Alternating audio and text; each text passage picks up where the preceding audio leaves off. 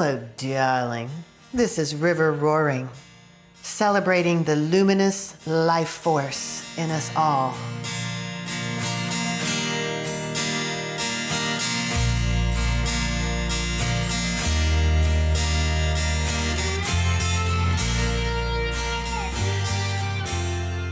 Hello, darling. You know, my life force becomes more luminous when I separate myself from these darker parts of this culture that we live in.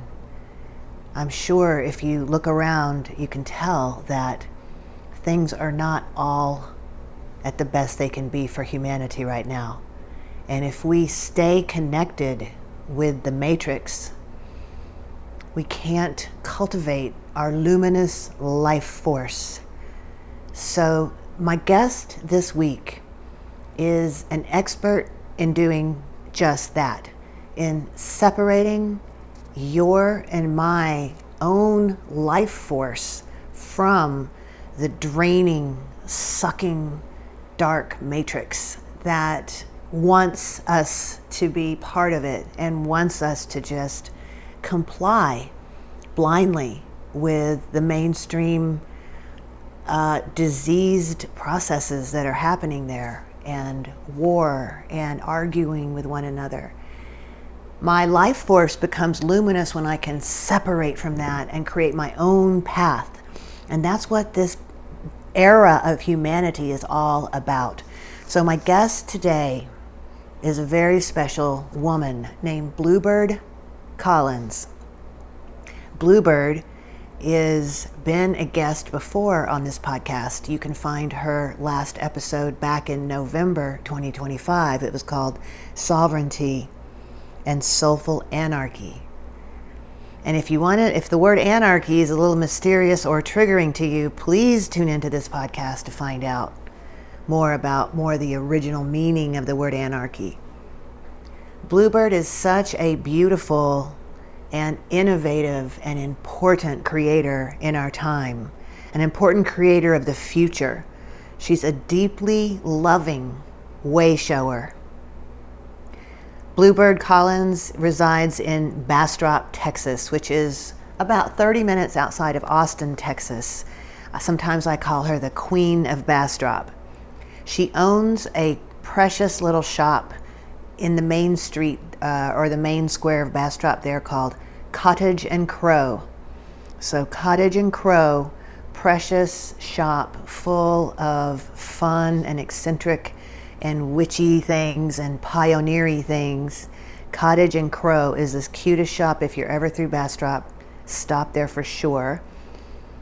And she is also a real pillar inside the freedom movement or inside the sovereignty movement. The movement that is saying it's time to start dreaming up alternatives to this present governmental system because it's going to fall apart. And so we're going to create what comes next starting right now so it's ready. In addition, Bluebird is a brilliant and quirky and very entertaining writer. And she likes to write, basically it's poetry, commentary, and it's very fun to read. You'll find her writing mostly, I think it's on her Facebook page and in Instagram on Cottage Crow. But if you find these places where she writes, you'll immediately see that it's almost like reading the magic of Harry Potter or something like that. So in addition to all of these wonderful things, Bluebird is also a friend, and I'm honored to call her a friend. I hope you enjoy this extended conversation. I find it very powerful, and I hope you do too.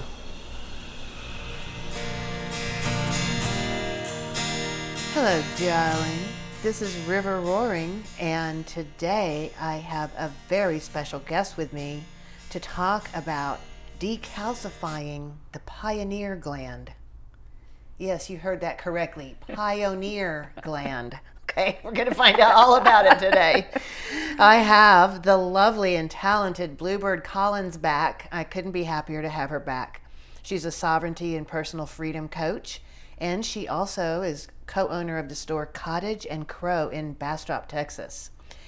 And we're here to talk about freedom. And, you know, one of the most fundamental things about our country, and I feel personally that we were founded by some very beautiful humans who had a very beautiful concepts of sovereignty. Yeah. And I heard someone pointing out recently that there is no other constitution like our Constitution. Yeah. That in our era of human history, there's no constitution that we know of that promoted sovereignty as much as our original United States Constitution does. And I think the founders were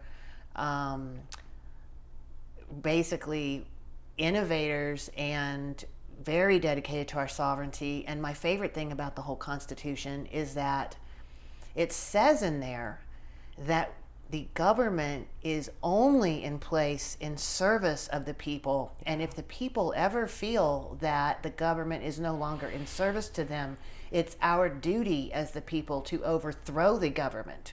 And so our Constitution literally supports our innate birthright to freedom and liberty as individuals. And I know there were lots of flaws in the beginning, and I know there have been a lot of things that got ironed out. And nonetheless, the concept was solid and revolutionary.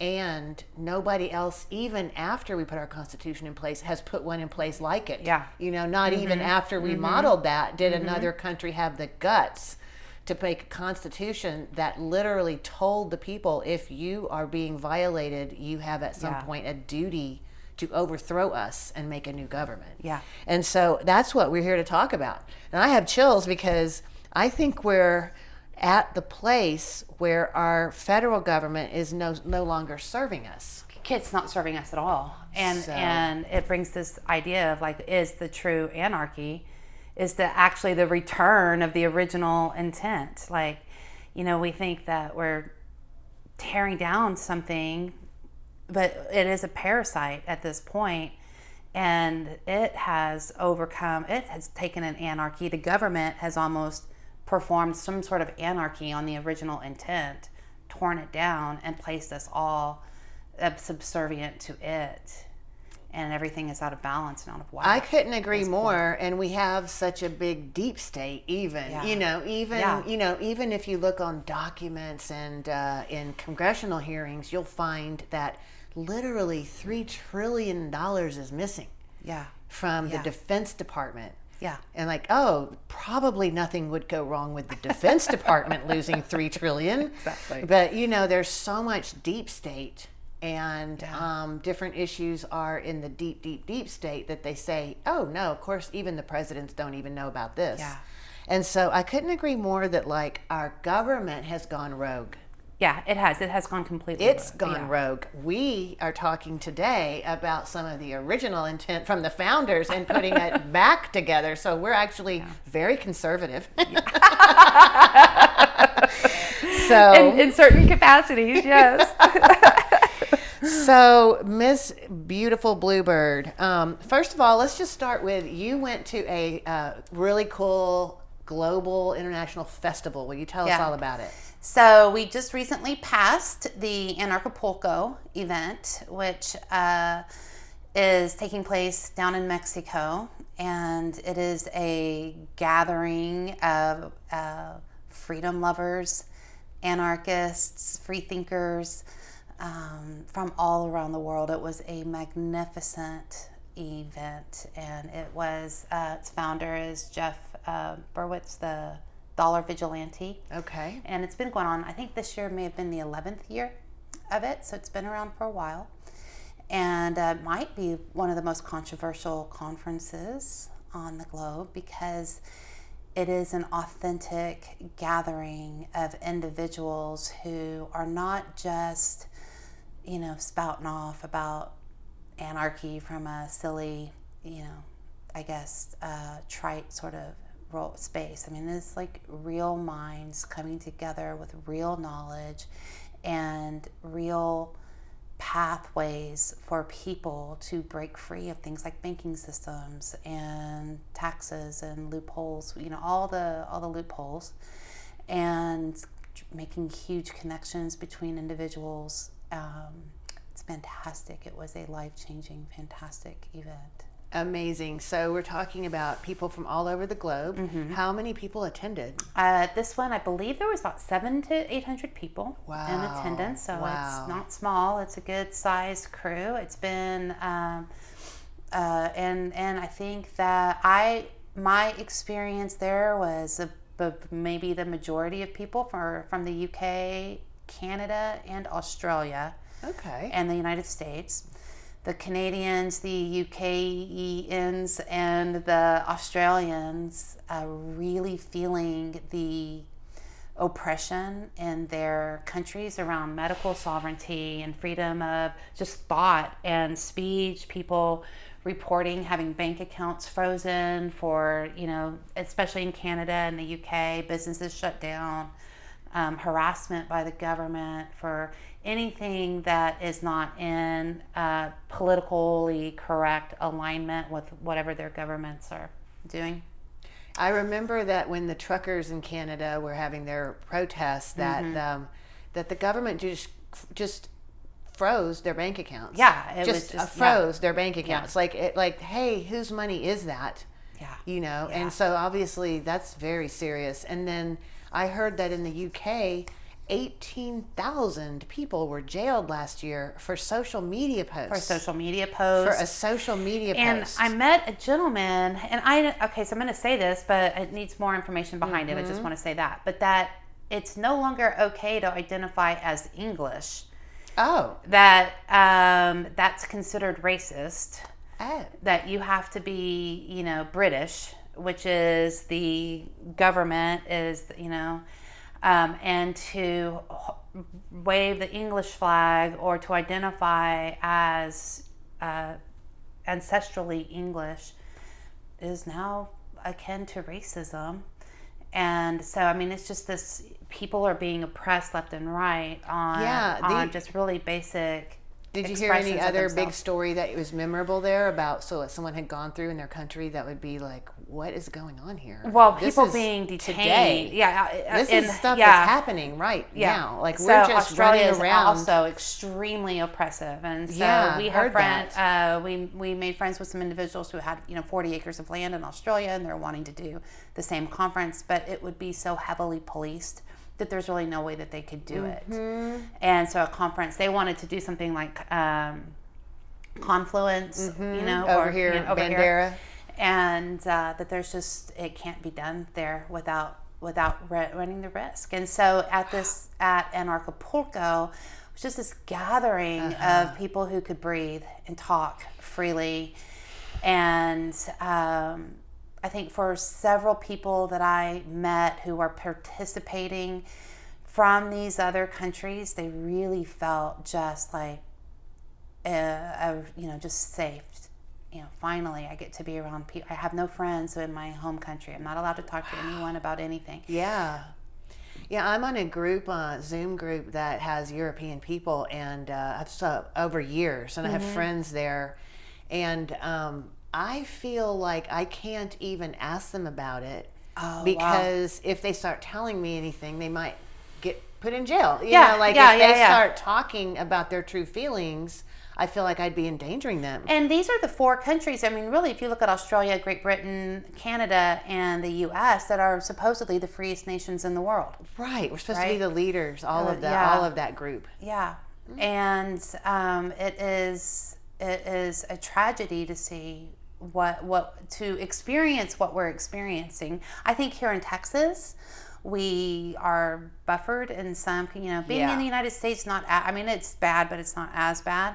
And then specifically being in certain areas in the United States, people, they're strongholds of freedom, for sure. Yes. And I'm just throwing in tidbits that I've heard here and there, but New York, California, oh my God, Massachusetts, they have lost in the last year altogether like $150 billion worth of wealth has left People their states. moving out because it's so because oppressive. they're just taxing and have so many rules and stuff that it's like you can keep taxing your people, but then when they leave, when all the rich people leave, what are you going to do? You're going to just keep taxing the poor people till what? What's the end game there? What do you think is going to happen? Yeah. All right. And I wondered, I had this thought the other day. I was like, we should do a class action lawsuit as the people against the federal government for the misuse of our taxes and for our collective trauma around the Epstein files. Like, That's a good one. A collective, sexual all abuse, of our mental health and trauma. in one pile. From just, my 13-year-old daughter can't not get away. She can't live life and not be aware of the obscene grossness of the Epstein files. And it is a sexual trauma for kids who've never, and for us as well. Like, this is weird. Yeah, right. And if our money is being spent like this, I want it back. Yeah. I want it back. And so, well, what else do you want to say about Anarchapulco? well, I want to say to anyone who is listening, go to Anarchapulco. I'm putting in a full-on plug. It is worth every penny. It's worth every minute of your time. Beautiful. It is it's just this wide range of conversation. Anything and everything was, open and discussed freely. They have panels and speakers. And workshops and classes, and beautiful location. Go VIP if you can. The food was utterly amazing. Oh, nice. And just having an opportunity to have access to the speakers and those people who are presenting. I'm imagining the there's VIP food lounges. freedom there. Oh my gosh, there's a country there that is a new... Oh, so Lieberland. Yeah. So if you're Tell us interested, about we'll that. put a little bit of plug in for Lieberland. So Lieberland is also relatively young. I want to say it's its 11th year right now this year.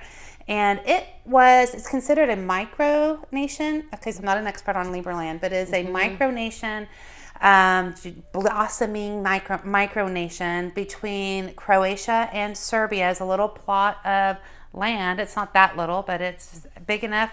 I think it'd be a little bit bigger than the Vatican City. And they are, building a new country. From scratch on the blockchain. They're saying that they found some land that's not in any other country. Yeah, it's not incorporated. It's not in another country. It's not as Serbia doesn't claim it. No one claims it. Croatia Half. has a little bit of a beef around it, but they're not able to really, technically it's not theirs. And so Lieberland they have a constitution. It's based on Thomas Jefferson, life, liberty. So their anniversary is the birthday of Thomas Jefferson, and they are committed to forging a country that is the freest country in the world per our founding fathers and natural law and so someone is really building off that concept. They are, and it's fledgling and it's new. And I think I love Lieberland because it doesn't matter if I could get a passport and actually move there tomorrow. It is the idea that we don't have to play like everybody else is playing. We can opt out. Yeah, we can opt out. We can do something different. We can create something altogether new. Beautiful. And if everybody poo-poos it, and it's the same way that people poo-poo voting for a third party. Oh, if you don't bother voting for a third party because it's going to take away the vote from the this or that person, and therefore we always stay in the exact same spot. It's silly to start a new nation because of all the reasons why it's silly to start a new nation. And you know what? we're starting one. Yeah. So, and here they are 11 years later. Amazing. Further along and growing and doing all the things. Are you a citizen? I am not a citizen, but I am an e-resident. Okay. I am a proud e-resident. Congratulations. And we'll be opening my business on the e-resident sort of, Cloud Main Street. Oh, nice. How And wonderful. So you can really start cool. trading with other freedom lovers immediately. Are you putting Cottage Crow on that? So I'll that you be can putting send all of my products? classes and things like that on there. Okay, teachings and things like that. Yeah. Oh, fantastic. Excited. Fantastic. Well, while you were in Anarchapulco at the conference, did you tune in with what's happening with the global freedom movement? So you seem like you have your hand on the pulse. I think that I the most interesting part of, I felt like, being there was the quiet conversations off to the side with people from Iraq, and we had people from, there's people from India, there's people from all over different parts of the world, and, the United Arab Emirates, and, all over the world were there. And there is this hunger for freedom that I think is beyond like wanting something outside of ourselves. It's an acknowledgement of what is inside of ourselves that is being stifled and suppressed. So it's like they just were alive, and doing what was natural. This is normal. Freedom is our normal state. Freedom Exactly. is the natural, innate state. Yes, it is the normal way of being, and that they are coming, maybe it's just the one person from that country, but they're coming with the stories of all of their friends who weren't able to make it to this event, and all of their little micro movements that are happening, and the grumblings that are happening under the surface. And I think the globe is grumbling. I do too. And the masses of the people fully are aware that this is not right, and that people are speaking for us. And they're saying everybody wants this. Okay, wait. That the talking heads do not speak for me. Yeah, they're not speaking for us. The TV mainstream speaker is actually not speaking for us. For most people. And I believe that it is the majority of the people know something is not right. I do too. I also fear that a lot of people are afraid to step out of their, perceived comfort, maybe not, or perceived protection or security more than anything else. If I say something, my bank account could get frozen. Yeah. If I say something, I could lose my job. And that cancel culture at a very high level, beyond just your neighbors, is stifling the voice of the majority of people.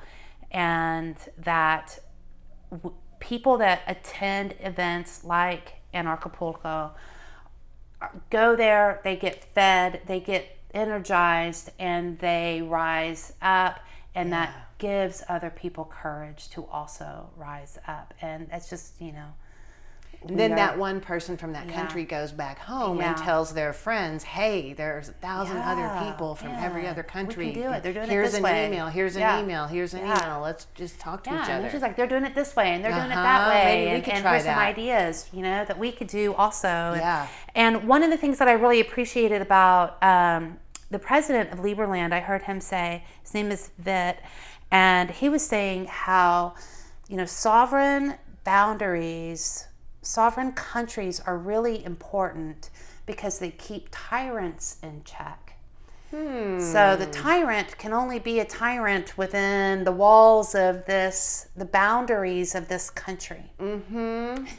And so it sounds really ideal to think, there's no illegals, nobody's illegal on, in anybody else's country, and that people should have the freedom to move freely between countries, but that the reality is that we're moving into this one world.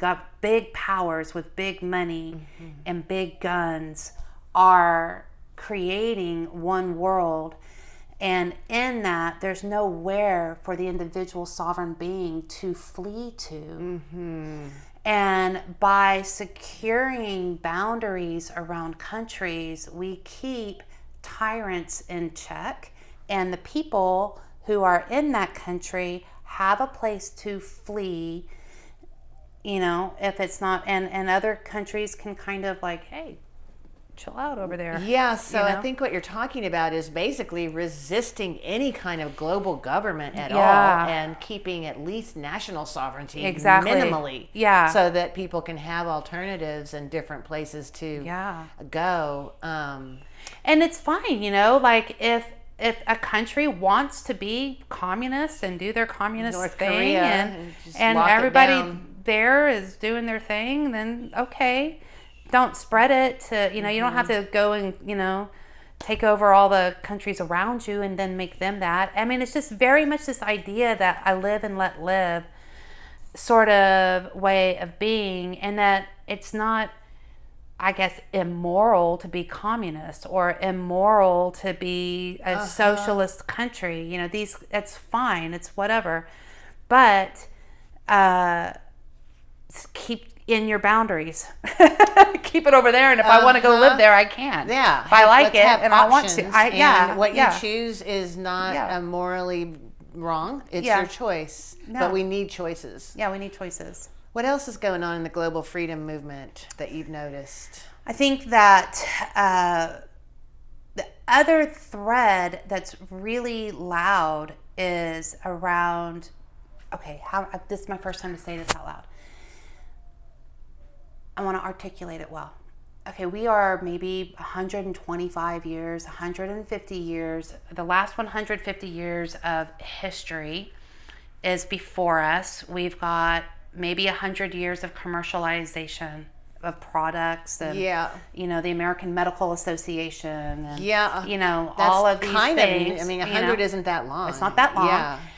And in this 100 years, I remember, from 1970, 80s, 90s, we didn't have, I didn't know diddly squat. I just did what I was in my textbook. And, that's what happened. Yeah. And in the last, 25 years or so, there's just been this explosion of awareness from the internet around the shenanigans of communist leaders and socialist leaders and the wars and the and the lies and the weird things that are going on and weird places in the medicine. And now we look back and we can all collectively go, oh, the American Medical Association is like terrible.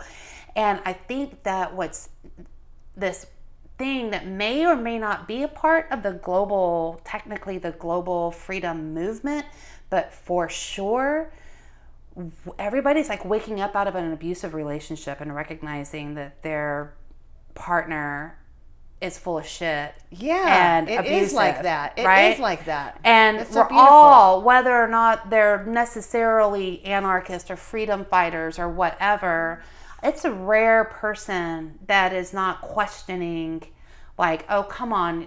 Like whenever the New York mayor went in, like all I heard was people going, what are y'all doing over there? It's not going to end well. People have had enough time to look, hindsight is 20/20 for just average Joes. And we're all sitting over here like, okay, come on. Do we really believe that they went to the moon last week? I mean, like, really?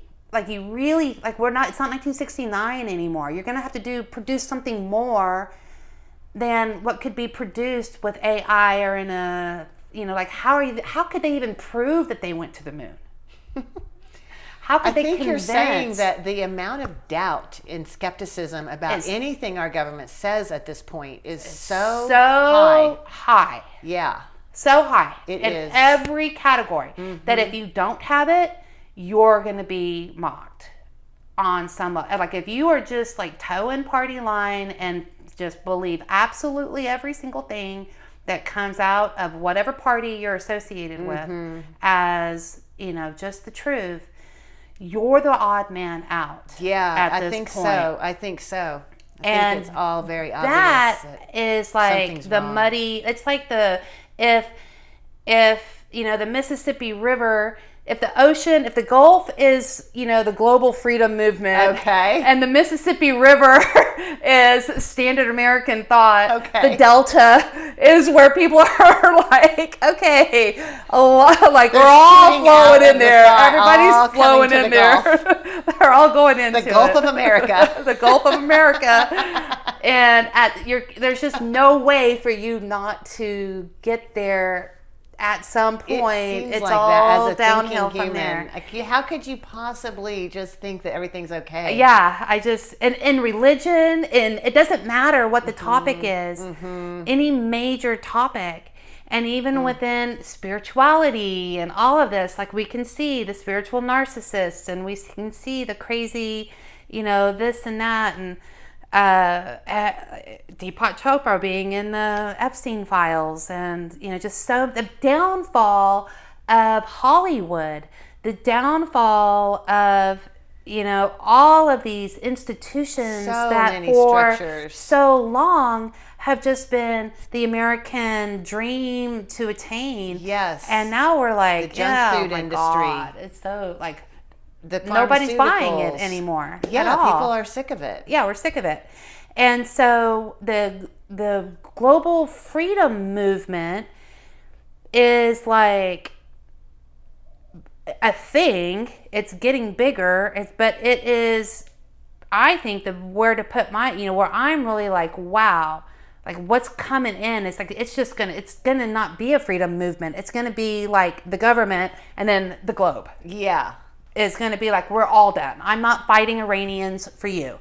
I am not, like I'm not the one. I'm not joining. You. I'm not going to let my kids be drafted. Yeah. I'm like, no, this is not 1969, and you're not going to shame me with being a draft dodger. Right. Like, I'm not, like, we're not there anymore. Doesn't work anymore.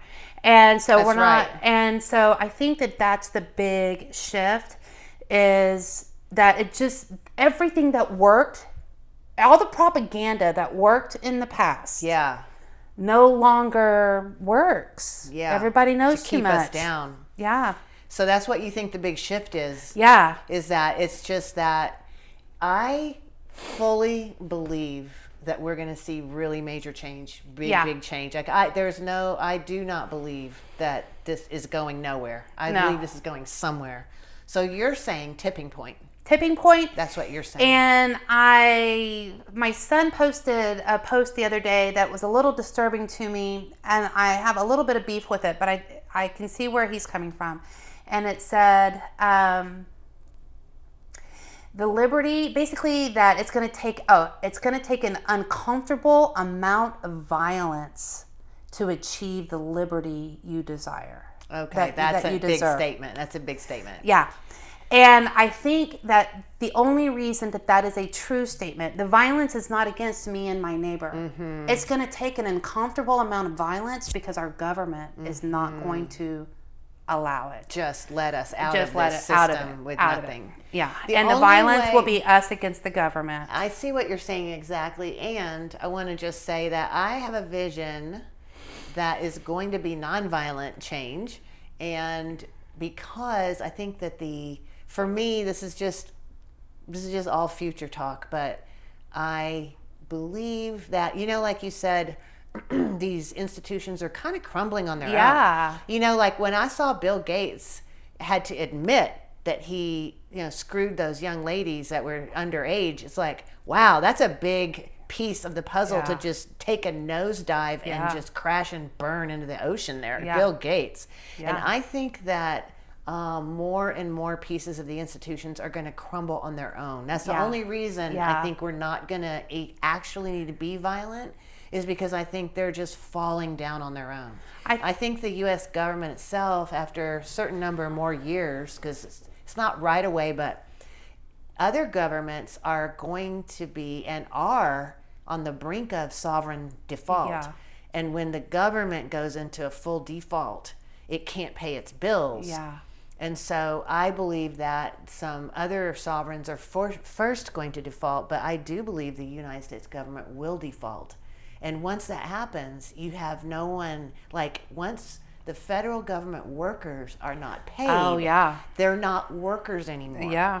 So then you don't have a military anymore. You don't have you don't have these people anymore. Ooh, that's a brilliant. Yeah. So I think maybe it's going to crumble. Like they don't have anybody to work for them. Yeah. They don't have their henchmen. It's just, I think they're just going to crumble. Yeah. And it's up to you and I and other people like all of us who are working on this to build something new now. Yeah.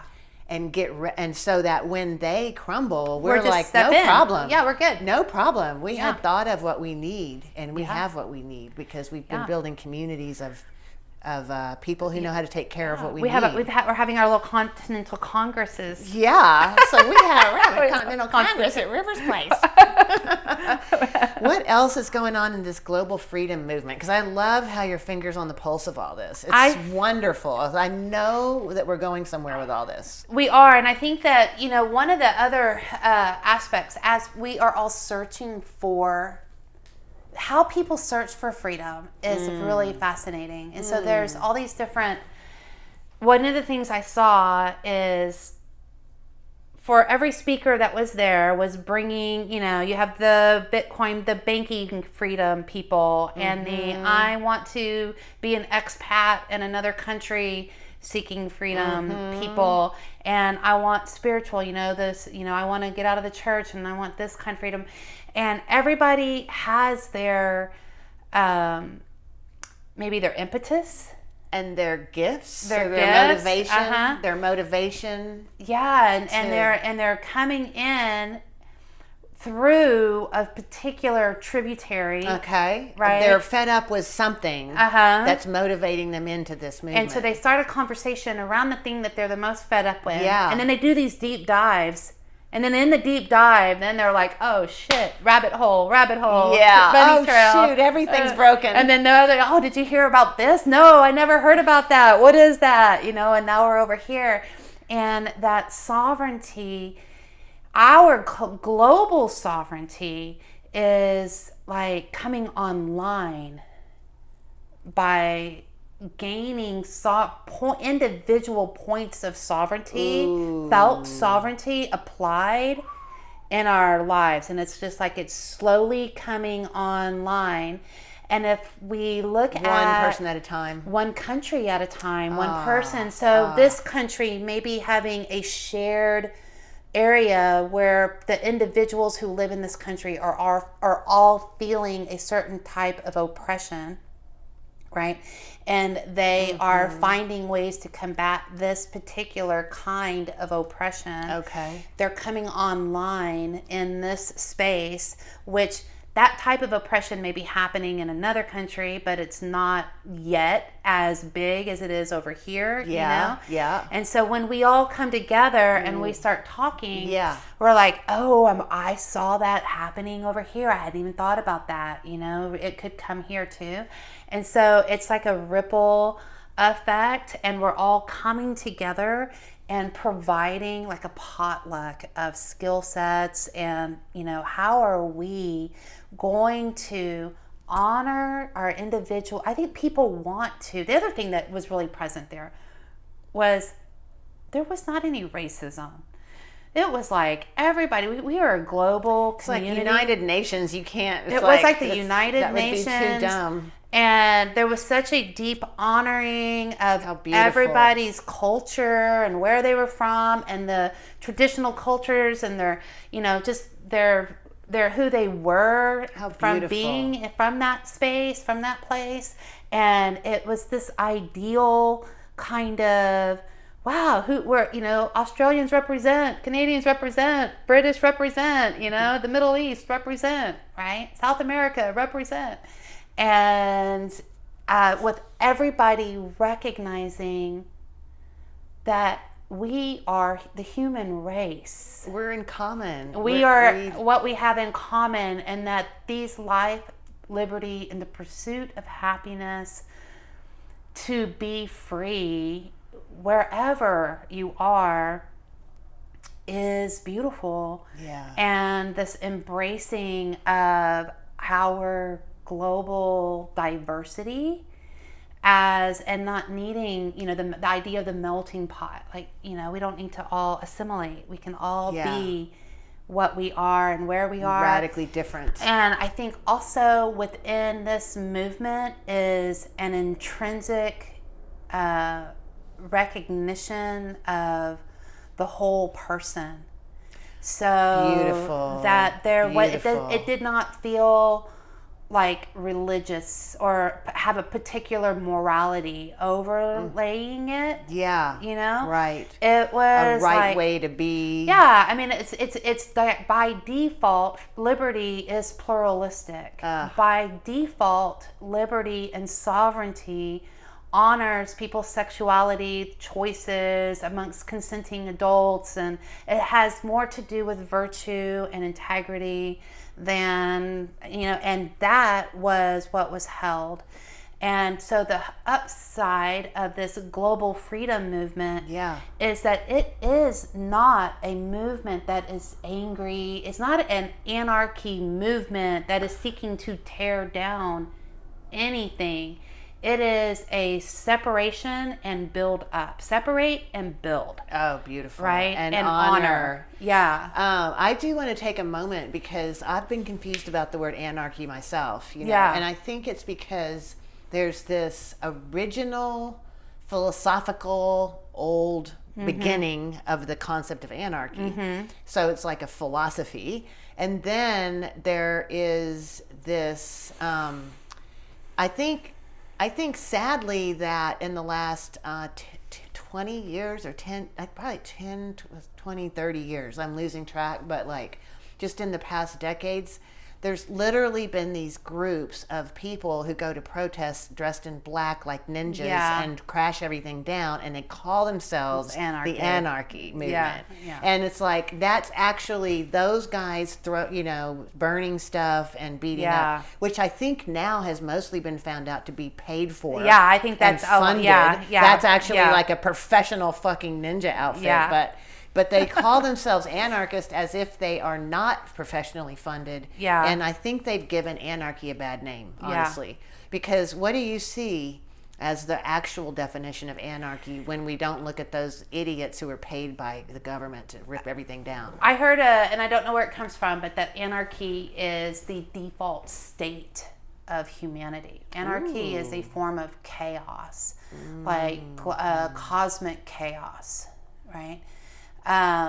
Because I think what we're saying here is like, nobody's the boss of me, basically, and no one's the boss of you. Yeah, and it really ties into like that. Can we actually live as a large group of people where we're not bossing each other around? Yeah, I think that's like the basic fundamental question. The basic fundamentals of anarchy, and I think they tie a lot into transcendentalism, traditional American transcendentalism, is that we don't need government. We don't need government to be governed by, like, we are governed. We don't have to be governed. Okay, so here's my question.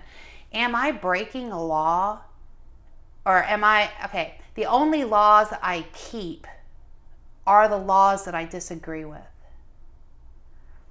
Okay? Oh, say that, Okay, the only laws that I keep as a law, I acknowledge this is a law and I obey it, are laws that I disagree with. Oh, how interesting. Because when you agree, you don't have to think about it. Yeah, it's I'm not murdering you because there's a law. Yeah. Right? Or stealing from you because there's a law. Yeah, that's a good point. So I'm not obeying you're not law. obeying the murder law. Yeah, You're just living your life. I'm living my life. And you don't want to kill anyone. I may or may not wear a seatbelt as law. soon as I get in my car. If I'm driving 30 miles an hour through my neighborhood, I'm probably not going to wear a seatbelt.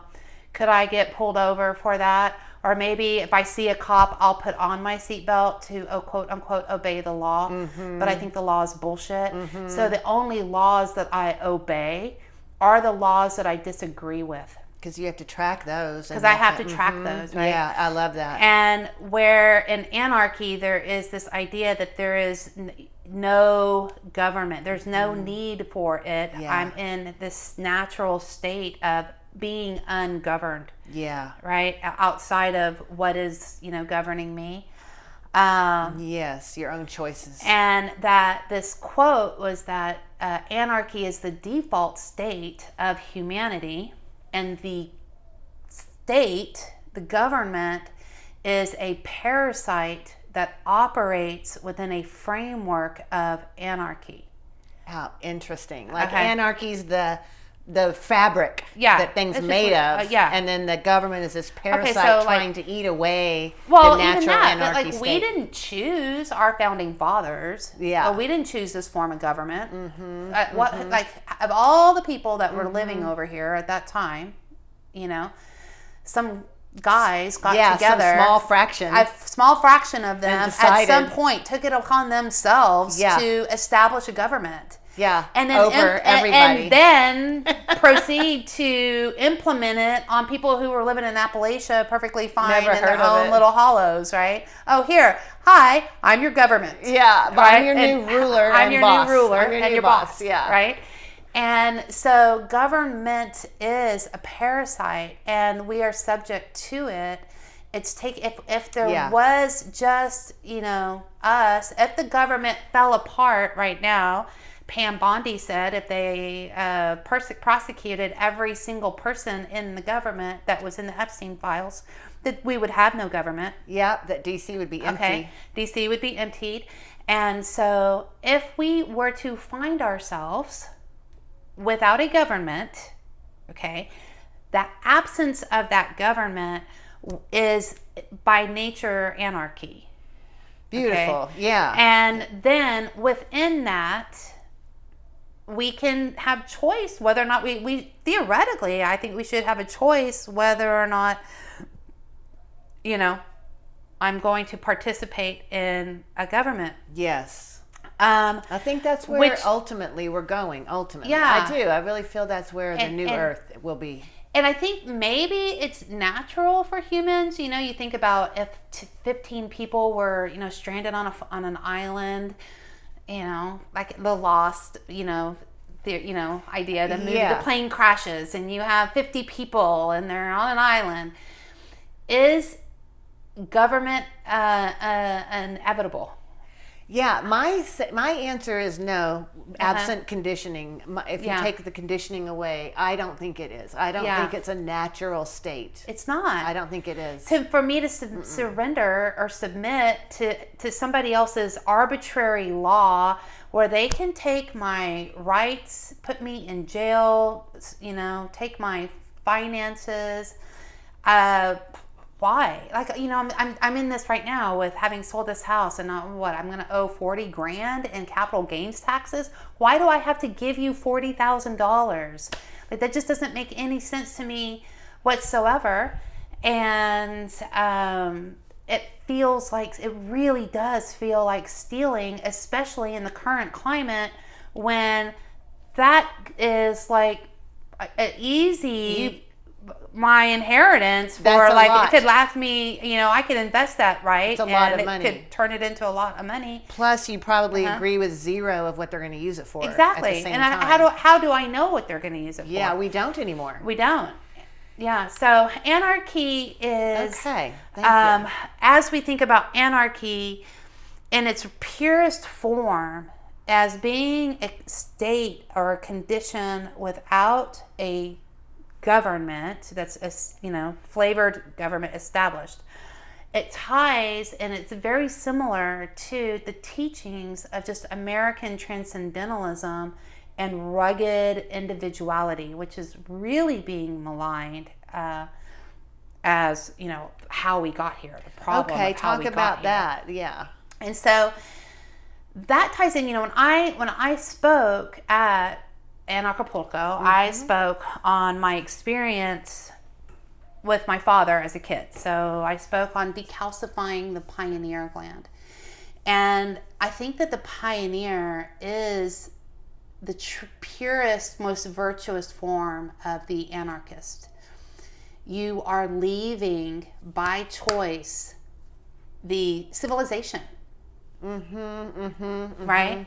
And choosing to head off into the unknown where there is no government, where it is just an anarchy.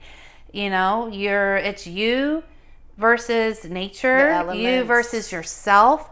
you versus neighbors. God, you versus man, and may the strongest and the I think the most virtuous survive. And is it sometimes the strongest survive? Yes.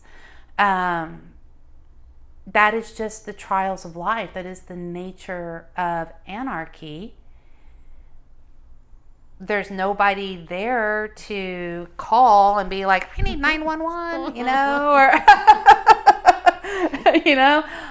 you're breaking the law. You can't do that. Right? So you're in this realm where there's no one to tell. It's, you and this thing, life.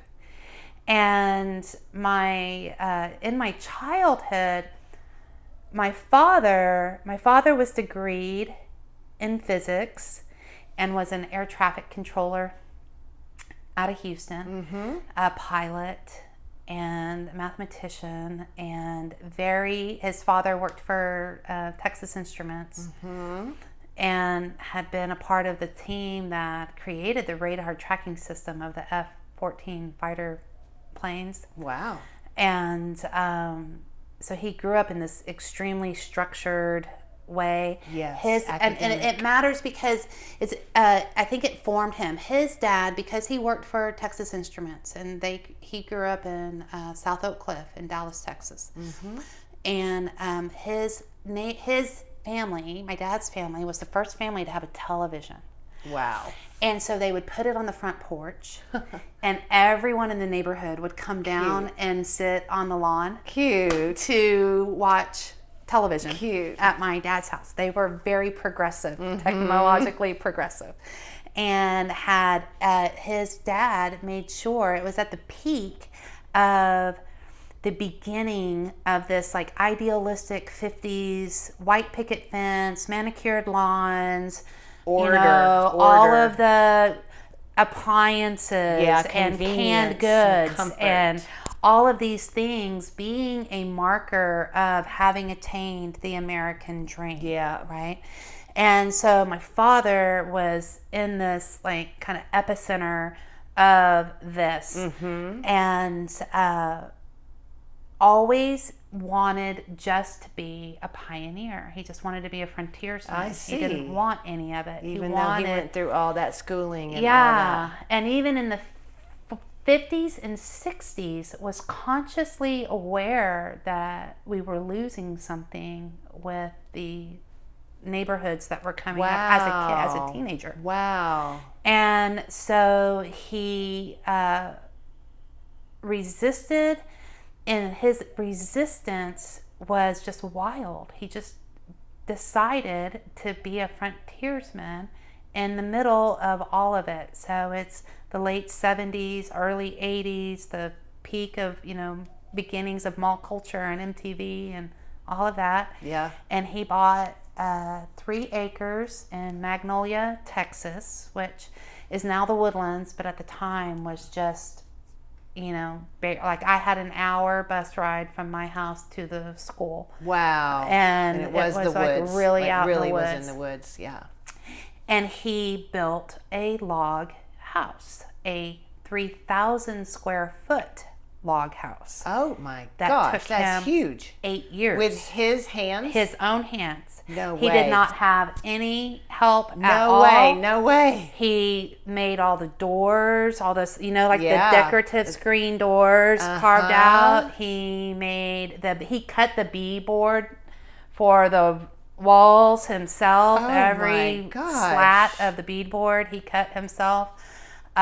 He made the tables and the hutches and the chairs and the couch. He made everything. Amazing. And he started with a barn. Amazing. He made a little barn. It was a 20 by 20 barn. It had a wood burning, an 1860s wood burning stove in it. And my brother and I slept on cots in a loft. And we had a toilet inside the barn and the stove. And we did have a TV and an Atari.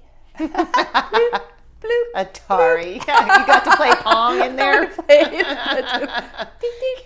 I heard that sound. I remember that sound in Pong. That little racket would get the ball, little line.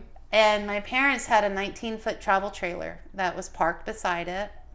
To live in for to them. live in. Yeah. So they stayed in the travel trailer. My That was brother their and I bedroom. slept in the loft of the barn.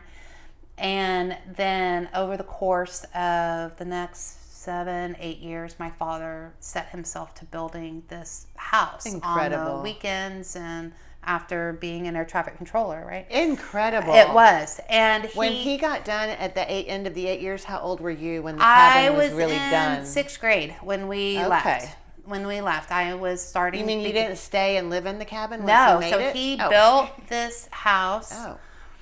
And he built all of the exterior of it, all the furniture. Yeah. We moved into it whenever, but before the interior wall, so it was like you could see through the walls, like it was framed out on the inside. Yeah. It wasn't finished out on the inside yet. When we moved in, there was plastic on the windows, and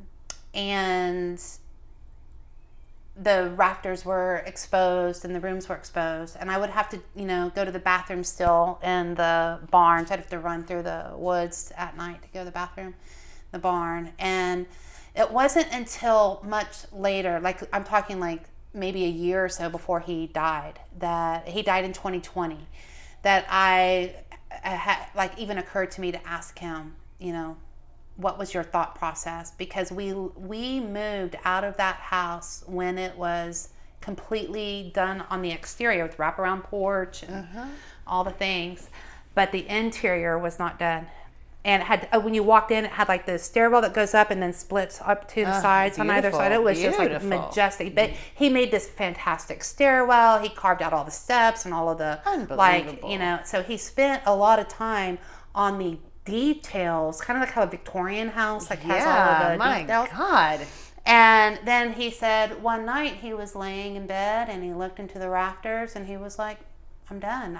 He had no interest in doing electrical, drywall, finishing out. Like, that's not what he wanted to do. He wanted to build a log house. With wood.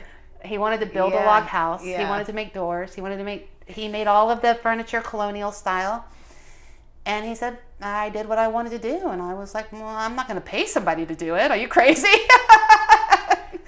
And what did y'all move into, just in a normal house? Just went and got a house. My mother told the next door neighbor that we're going to sell.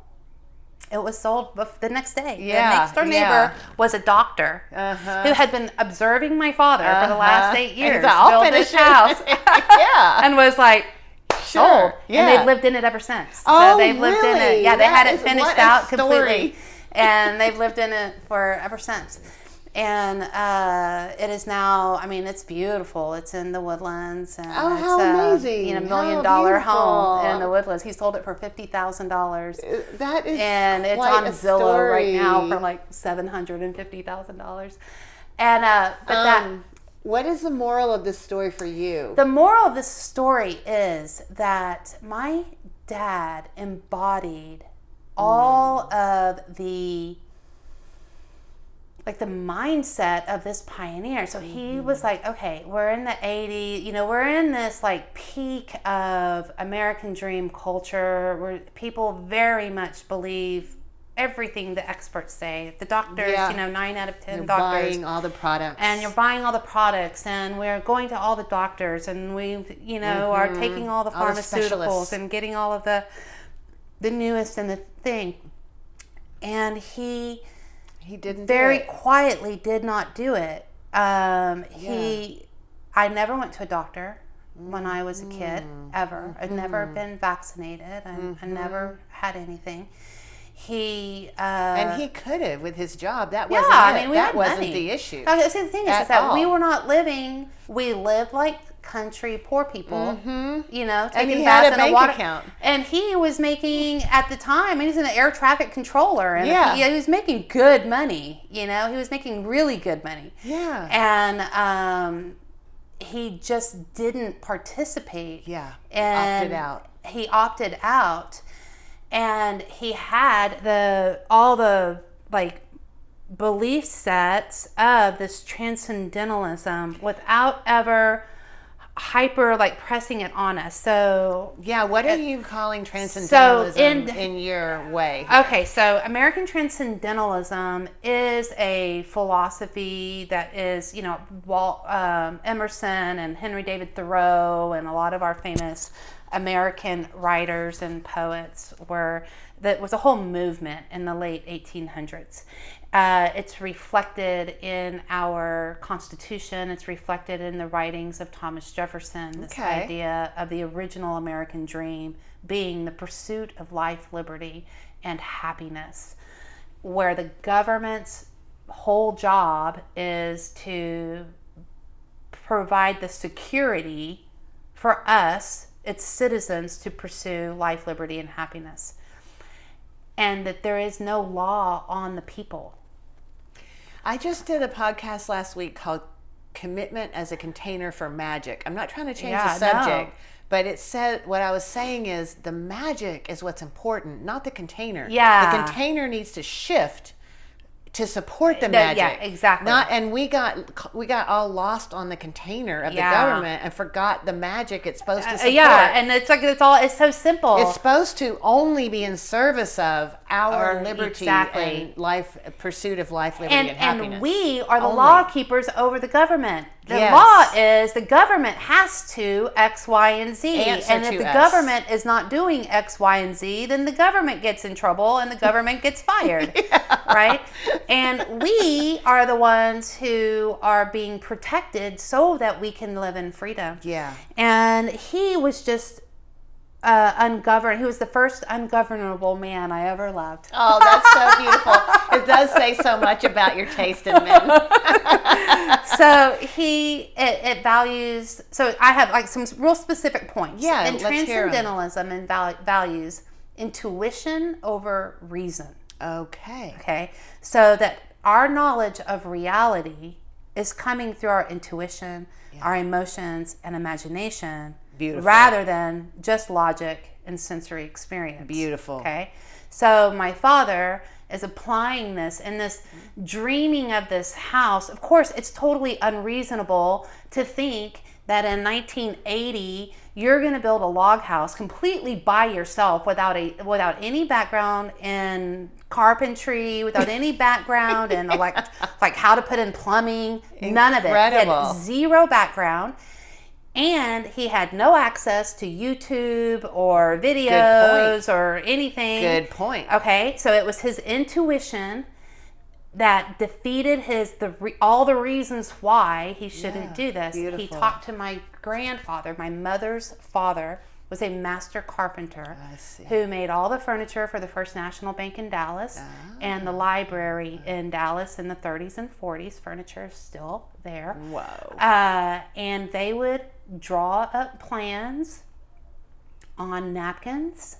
He would come back to the house. He would try it. If it didn't work, he burned it in the wood pile and just said, oh, that one didn't work. And then he would just tinker with a window or whatever it was he was building. The house, he was terrified of heights, and the house had a huge second story. Mm-hmm. And he completed the first story and sat on it for, I want to say, almost a year. Mm-hmm. Because he was afraid to do the beams of the second story because he was afraid of heights.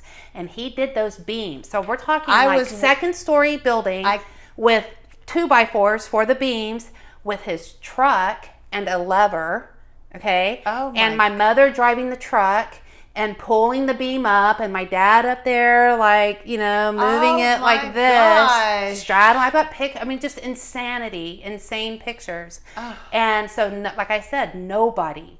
He rigged up systems and used the truck stuff. And my mom to lift things, to leverage things. And so it was, he just followed this intuition. And none of it had any reason to. There was no reason for him to do it, it was against reason. He wanted to do it. Speak. He did it because he wanted to do it, which was more important. When he didn't want to do it anymore, he didn't do it anymore. It was more about the creation. It was more about the making of the thing than it ever was a house. Because he could have bought a house 10 times over if he wanted a house. He didn't want a house. Yeah. He wanted to build a log house. And he had his children sleeping on cots. Right. In a loft, in a barn loft. To do it. And part of why he abandoned it was because my brother got to high school level and I was going into junior high, and he felt like he was doing us a disservice by keeping us in such a primitive, so reason took over. And he moved us out. And I was heartbroken. But I never expressed that to him until this conversation I had with him right before he died. I was like, this is the happiest time of my life because I thought I was doing you a favor by moving you into the suburbs. And I was like, oh, wow.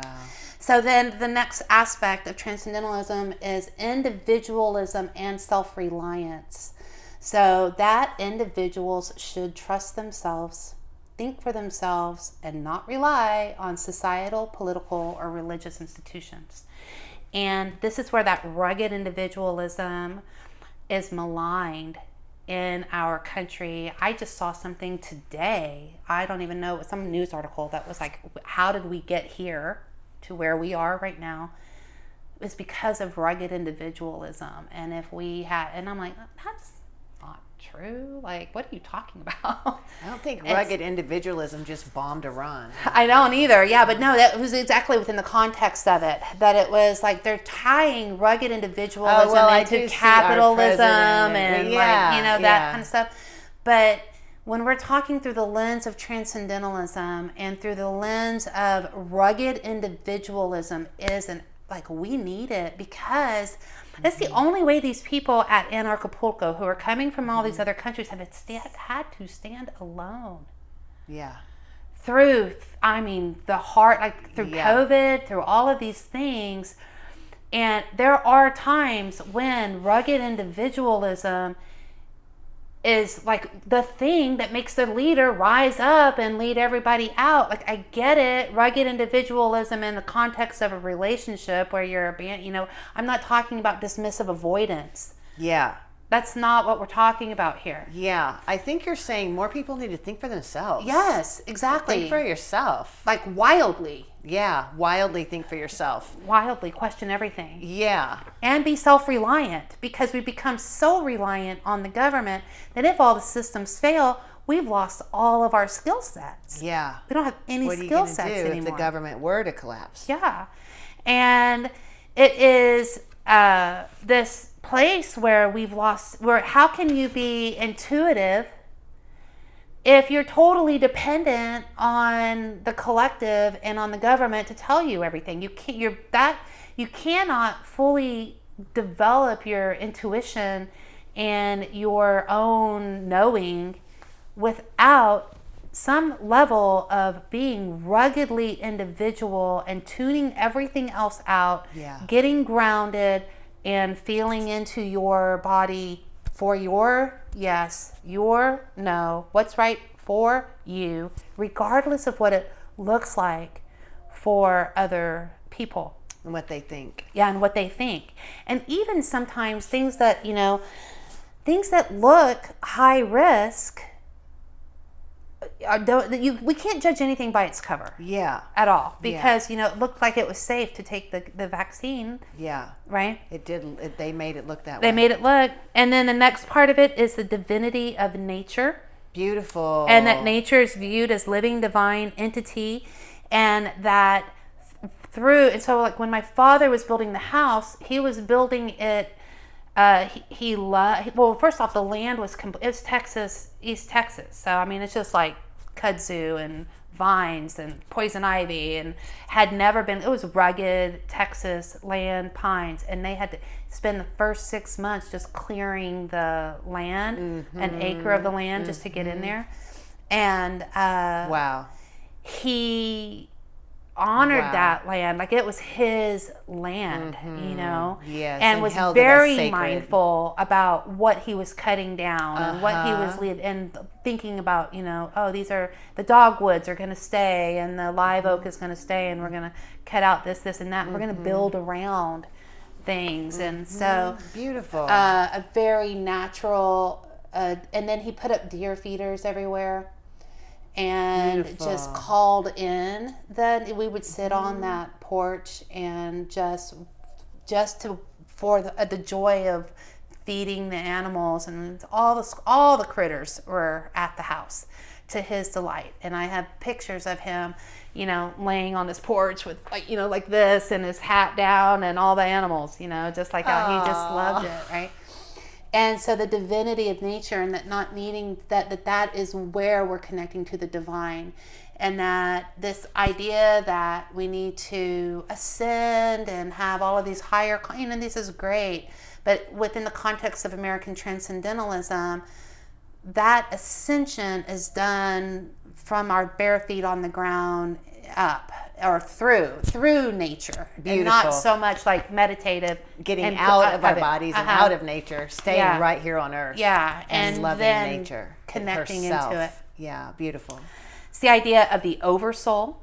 So there's a belief in the universal connecting spiritual force that unites all individuals. So how gorgeous. When our Constitution is saying, in God we trust, it is not speaking from a Christian perspective. That is a big misnomer or a big misconception that the founding fathers were Christians in the way that we think of Christianity. Yeah. They were transcendentalists. They were natural law. They were they mean in the divine we trust, in spirit, and there's something bigger than us. Yes. So they weren't professing one way of looking at it. Exactly.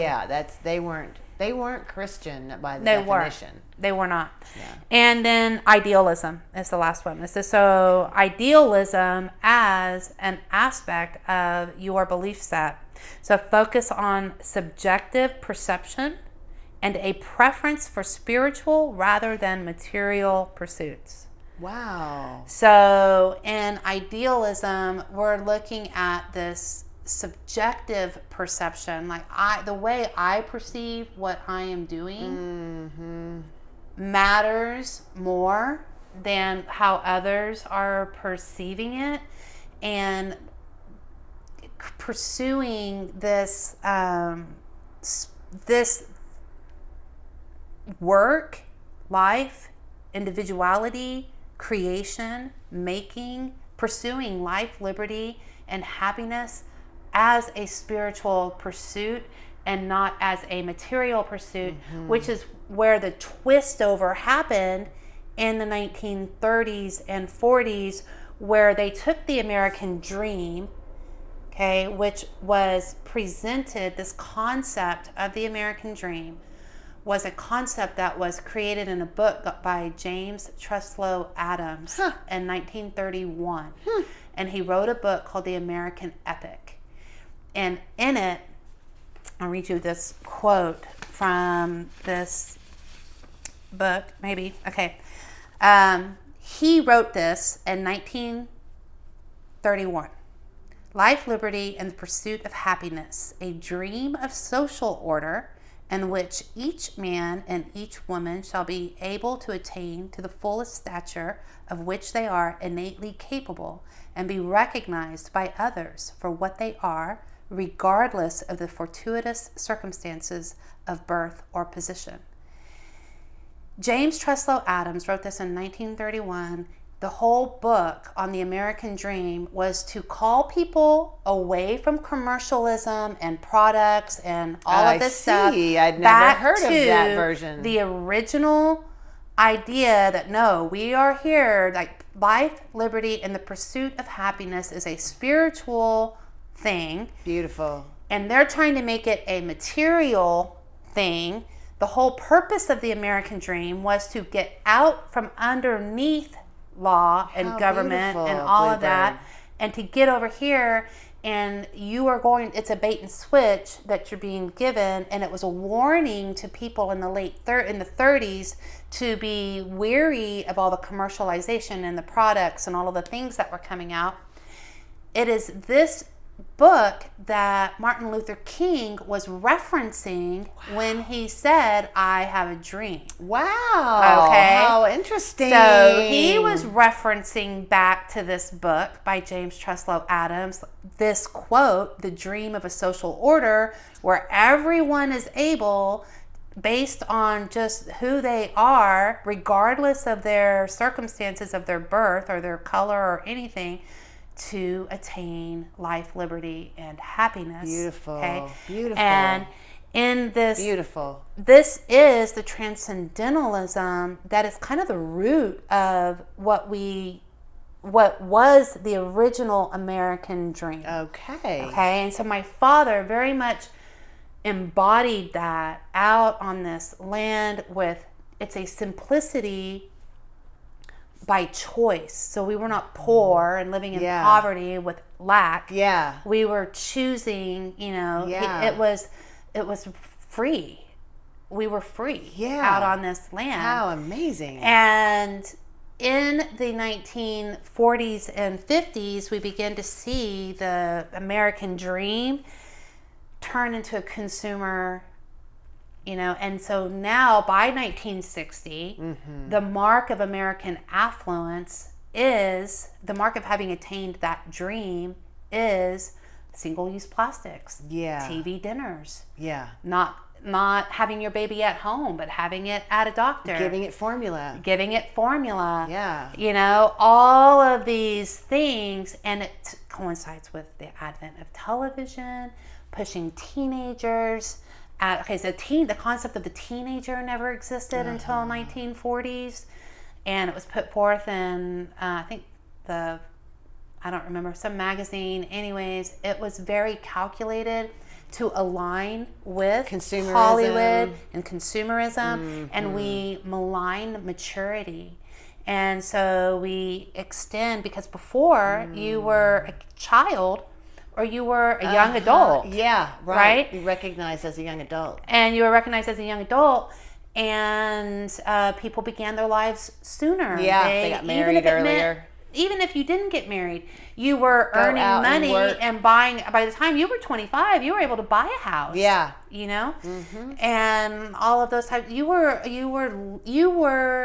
and they were happier. There were less, because we were working for our own gain. Yeah. Right? Yeah. So you malign all of that, and then you build into it this ridiculous, white-centric, middle-class, American affluence thing. The quote-unquote dream, which and is meanwhile, just a you're getting everyone addicted to pharmaceuticals. I mean, everyone now we addicted know to we've all been poisoned in every different way. I mean, we just see now we've been completely systematically poisoned in every department. And because also using chemicals. So I have so working to buy.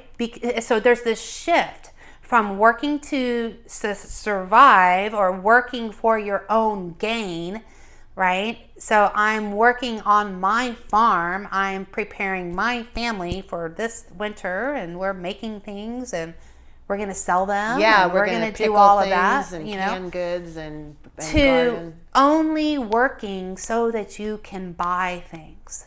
Yeah. And working for another man's dream so that you can buy products from someone else. Other people made. Also, an aside, and this is my I get on my high horse, so direct me away. Okay, because this is awesome so far. And aside is when the factories came online in the industrial revolution, when all the factories came online, all of these people had been making their own food, right? Growing their own food, doing their own food. So now you take everybody out of their farms, and you put them in your factory. And now you have to feed them. Yeah. And you don't have enough farmers. And so now introduce canned foods and processed foods to feed factory slaves. It's slave food is what it is, right? Because people are no longer working for themselves. So true. So true. And then TV dinners. It's all happening. Is it a coincidence that it all happened at the same time with the rise of the American Medical Association and the rise of the factory, the rise of the cars, and all of this is like coming online at the late 1800s, early 1900s. James Truslow Adams is feverishly writing his don't do it, come back. And by 1960, the use of chemicals is seen as a mark of affluence. If I'm using Lysol, and I get to clean my house with this and that. Mouthwash in my mouth. And what are they putting in them for the babies where they had all of the, on their skin. Yeah, baby oil. Baby oil. Baby oil is a petroleum byproduct. Did you know this? I have a gross look on my face because I don't even know if I want to hear this. Baby oil is a petroleum byproduct. I never thought about it. When you put it on your body, it's like laying a fine layer of rubber. Plastic. Over your skin. Plastic. Okay. Into the your pores. Your liver cannot get things out of your body, and so it keeps everything in. It just makes you sick, and we're rubbing it all over babies. The babies. I mean, the baby powder is proven to be causing diseases. Yeah. I mean, so everything, and it is so what my father was doing, and he did not do it, or he never expressed it consciously. It was not I'm doing this and we're I raised my kids like we're rebels and we are not. He wasn't making a big statement loudly. I don't even think he a loud was verbal aware of it. He was just doing what he liked. He was just being himself. That's a beautiful. And it was at a time period where it was still within reason for old coots to go out and do whatever they wanted to do. No one stopped him. No one stopped him. There was leading a revolution. Trying to convince other people what to do. Also, never once did he have to have any inspectors out on that. We never had he never filed a single permit. He did all the electrical, all the plumbing. He dug the trenches for the plumbing with a shovel. And nobody came out tags all over it, installed it out, and told him how to do it different. All that shit by himself. Yeah. Every bit of it. And you have 50 inspections now for something like I know, at least. Yeah, at least. So there was at a time period where nobody was. So he had where we were freer. Yeah. So we were naturally freer at that time. There were fewer rules. And there were fewer rules, and he just did whatever, he wanted to do, and we kind of did whatever we wanted to do. And as I look at him, I just, this is this pioneer. And what happened when he moved us out of that place, it was 1986 or something like that, into Tomball, Texas, which is right outside of Houston, into a suburb, into a normal suburban house. You must have been freaking out. I don't, it's like, okay, this is where we're living now, And fun aside, the stove at that time. Okay, so we had a cast iron wood burning stove that was a Glen Miller it had the oven and the top and the roll log cabin and the log. And when we left, I just never saw the stove again, right? And I don't think it really, I didn't register to me at that time. Again, 1980, but that stove was already it was already 100 years old. Right. Using it. My dad had found it in the back of an old woman's barn and cleaned it all up and put it to use, and we cooked on it and heated the house with it and everything. And then 3 years ago, 1986 till 3 years ago, how far is that? 40 something years. Yeah. I went to Round Top. And in between 1980s, at some point when I started having kids, I would see little, cast iron stoves, and I'd be like, oh, I used to have one of those when I was a kid. And I went to Round Top and I bought a porcelain stove to put in my shop. Oh. And those stoves are, the stove that we had are extremely rare, and they're pretty expensive, and I was always looking for one, but never found it. And I ran into the boy that I went to prom with in 1989 in Round Top. I hadn't seen him since the prom. Was since 1989. He in the flea market too? He was. He was in Round Top at Yaya Girls. Okay. And he looked exactly like he did, and he had real red hair, and I was like, Scott Lundy. And I was like, he was like, wow, Stacey. I had not seen him since 1989. Amazing. And, you know, we were talking and yapping it up, and he's like, what'd you buy? You know, you're in Round Top, so everybody gets, I just bought a porcelain stove. And he goes, oh, hey, I have your dad's stove. No. I was like, what? What? He said, I have your dad's stove. I've had it for 30 years. Oh. Your mother gave it to my mother when y'all left. She had it in her house for 10 years. It is sitting in storage in Houston. Do you want it back? And I was like, I know. Yes, I want my stove. So I got my stove back. So I have it in my shop. Yeah, crazy, huh?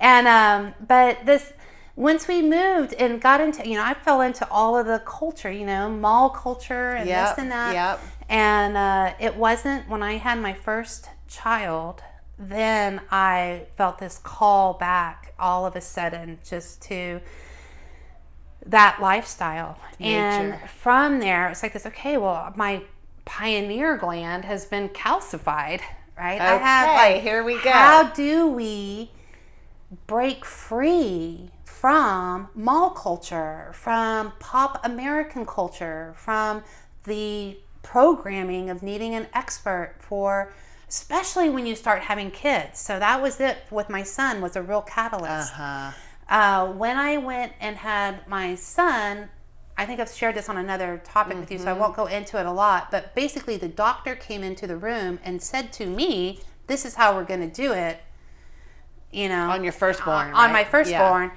And then he just read it to you. Yeah, he's like, this is what's going to happen. And lady. I was in labor at it was leap day of the year 2000, February 29th. What a wonderful day! What a wonderful day! And it was 5 p.m. And he said, "Oh, you don't want to have a baby on leap day. We're going to delay your labor. You can have him tomorrow." And that's what he did. And I was like, wow, I have, and I just went along with it. Yeah. Because that's what you do.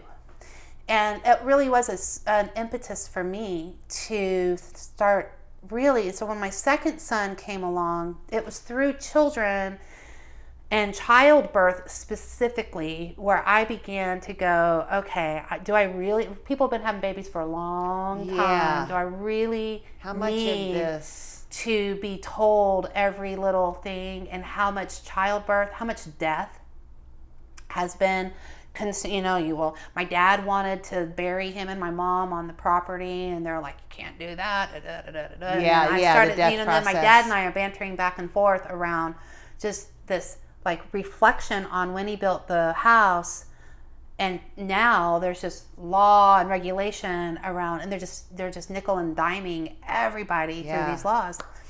And so I began to think, how do we become free?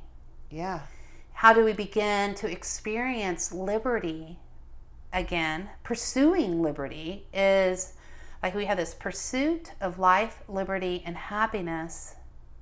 Okay, so pursuing life feels like you could pursue life in the context of American pop culture, because then you can go to college. I want to be this. I want to be that. I want to travel. This in the pursuit of life, so to speak, around quotes, this idea that you in America, that's where American freedom, the way we understand it to be, has its most glorious place. In the pursuit of life. In the pursuit of life. Because as an American, I can, and as a female in America, I can go to college, I can be anything I want to be, I can travel. A certain kind of life. I can pursue whatever kind of life I want to live. Yeah, I like that. The pursuit of liberty gets a little sketchy. And that's where you begin to go, oh, wait, I want to pursue my liberty, But that's where all these experts and the school comes in, and now the CPS is going to take your kid away if you don't do this with your kid. You have to do this with your body. Yes, and that was where, okay, so how are we going to pursue, and can I truly be happy if I'm just, every time I turn around, submitting to some law that I don't, obeying a law that I don't agree with? If you can't pursue your liberty, can you be happy? Can you truly be happy, or to the fullness of your happiness? Right? You could be happy. A lot of people are.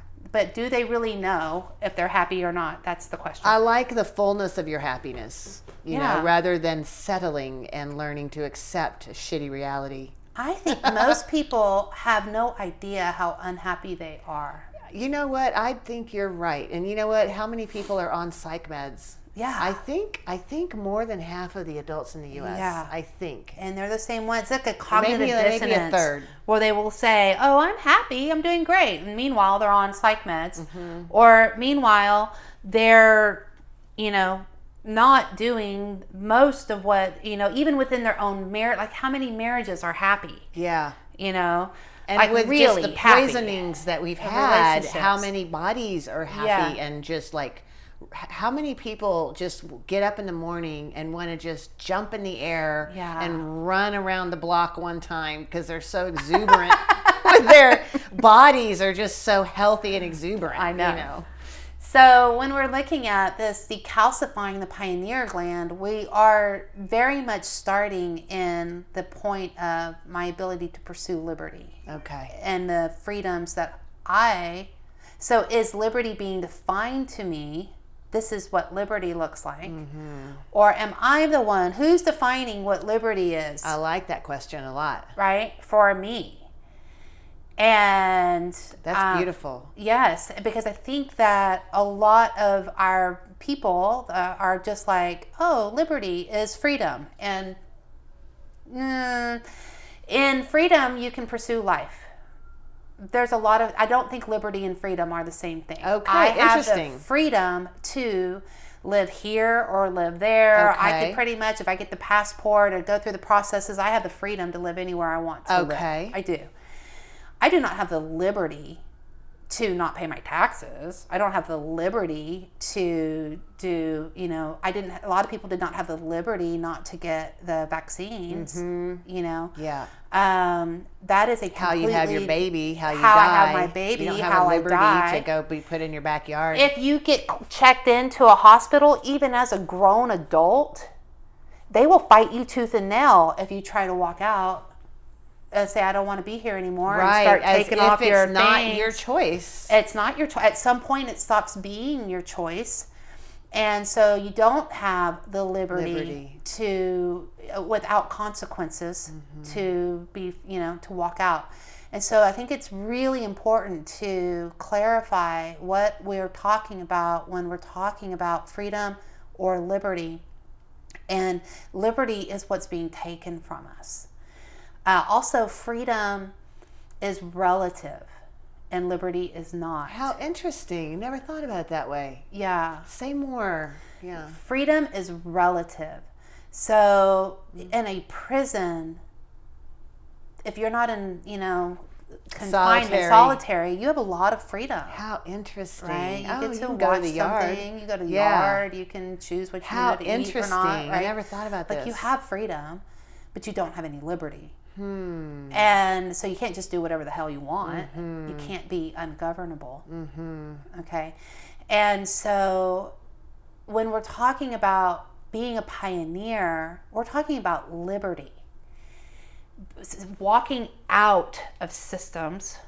How do you define liberty? Let's just give you that. I think that liberty is similar to anarchy.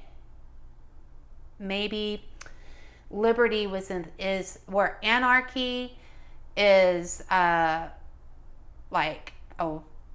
just the absence of civilization. I'm like nature in its most raw default place, right? Where you don't have any, it's rulers at all, and nobody to call on if shit goes sideways. Okay. It is man versus nature, man versus self, man versus man, and it's the strongest survives. That's sort of how I view anarchy. Liberty is within the context of civilization, in the context of relationship to other people. My liberty, I don't have the liberty to rape you. Liberty has limits. Right? Okay. Within it. So liberty exists in relationship to other people. Okay. And their liberty. So I guess we're talking, or maybe liberty and sovereignty could be synonyms in a way. Beautiful. Okay. Where now we're negotiating at some degree. The question is not, with liberty, is not like, is there law in place? But is it ethical, or another person's natural rights are the law? So is the law helping me, supporting me in my pursuits and my or is it so on the top of me? And purpose is in that place to protect your liberty. Yeah. Right? So here I come in and I decide I want to live on your front porch. Right? And the law is there to say, no, River's liberty is trumps your desire to live on her porch. And so we are going to protect River, but the law's ultimate role is to protect you, not to necessarily penalize me. Okay, beautiful, right? Beautiful. Its purpose is to, and then it would say to me, here's more free other places. Yeah, but remember, you can go over there. You can go over there, right? Solution based, beautiful, maybe within liberty, but liberty is while anarchy has no law to protect it. Okay, liberty has, in theory, the role of government is to protect the individual's ability to have liberty, beautiful, to live. Right? Beautiful. That's a beautiful definition. So when the government mandates anything that is not, I think anything. I'm trying to think of what is something that the government could mandate on everybody. So in our scenario, the government is not mandating anything. It's saying, it's saying that if you didn't care if I lived on your porch, the government wouldn't be in the mix at all. Good point on that. Right? Yeah. It's only there if I need the protection. Yes, if exactly. I'm like, no, it's okay for her to be there, then it goes away. Yeah, it goes away. They don't care. That's a great distinction. Right? So we have the liberty, you don't have the liberty here probably to have a camp. Correct. I actually don't have that. Yeah. That actually would be against the law. Yeah, it would be against the law. You don't have the liberty to invite. Say, no, it's okay with me. It's okay with me if they stay there. Or to have 10 friends park their car in front of your house. Okay? So the purpose, when law is mandating on a blanket on everyone, treating everyone the same. Everyone the same, then now you're in law. And liberty, and you don't have the liberty to express yourself in that way. And so anarchy is definitely outside of that. And when we are seeking this the decalcifying of the pineal gland, I think that liberty, and I think that happiness is like this default condition. Because I don't see how I can jump over life and liberty and just I'm happy. I have no life, I have no liberty, but I'm happy. I guess some people can, but I don't really see that possible. Yeah. When we are sitting here as pioneers, okay, so now we're here, okay, we are leaving the structures. And we are taking on the role of a pioneer, and we're taking into our own hands our liberty, our freedom, and what is it required for us to stand up against systems that are blanketly, putting things down. And I think that that's where our integrity and our virtue really comes in. We have to, and you have to have this forward mentality. Okay. Because we could very easily face a no government situation. Yeah, I mean, this is really important. So what do you think we can do to step out? Maybe some things now, some things I think all of it can be done and needs to be done now. Okay, all great. of the work needs to be done now. So yeah, tell us how to do this. What if someone's listening and they're like, I've never thought about it before, but now that I think about it, I want to take some steps. I want to live my own life. So we're going to imagine that we're pioneers and that we are passing beyond the coastal, colonies and beyond Appalachia, and now we're headed off into the wild West, and right? We don't know. There's no lines. There's nothing. No idea, and we need to be thinking where even though we're still living in this system, it's still functioning.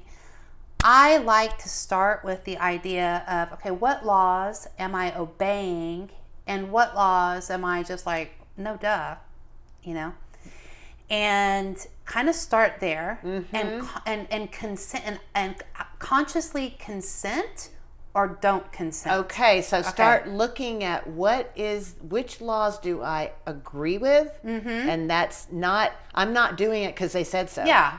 And which laws am I only doing this because they said so? Yeah. And which laws am I okay, fair enough. I'll consent to your no biggie. law. But even, let's take the seatbelt. Okay. Because whenever I'm in town, and I live in Bastrop, and it's a small town, and I never get over 20 miles an hour. Girl, I never put on a seatbelt. I never put the kids in a seatbelt. We're just scooting around little back roads, and, I'm not putting on a seatbelt.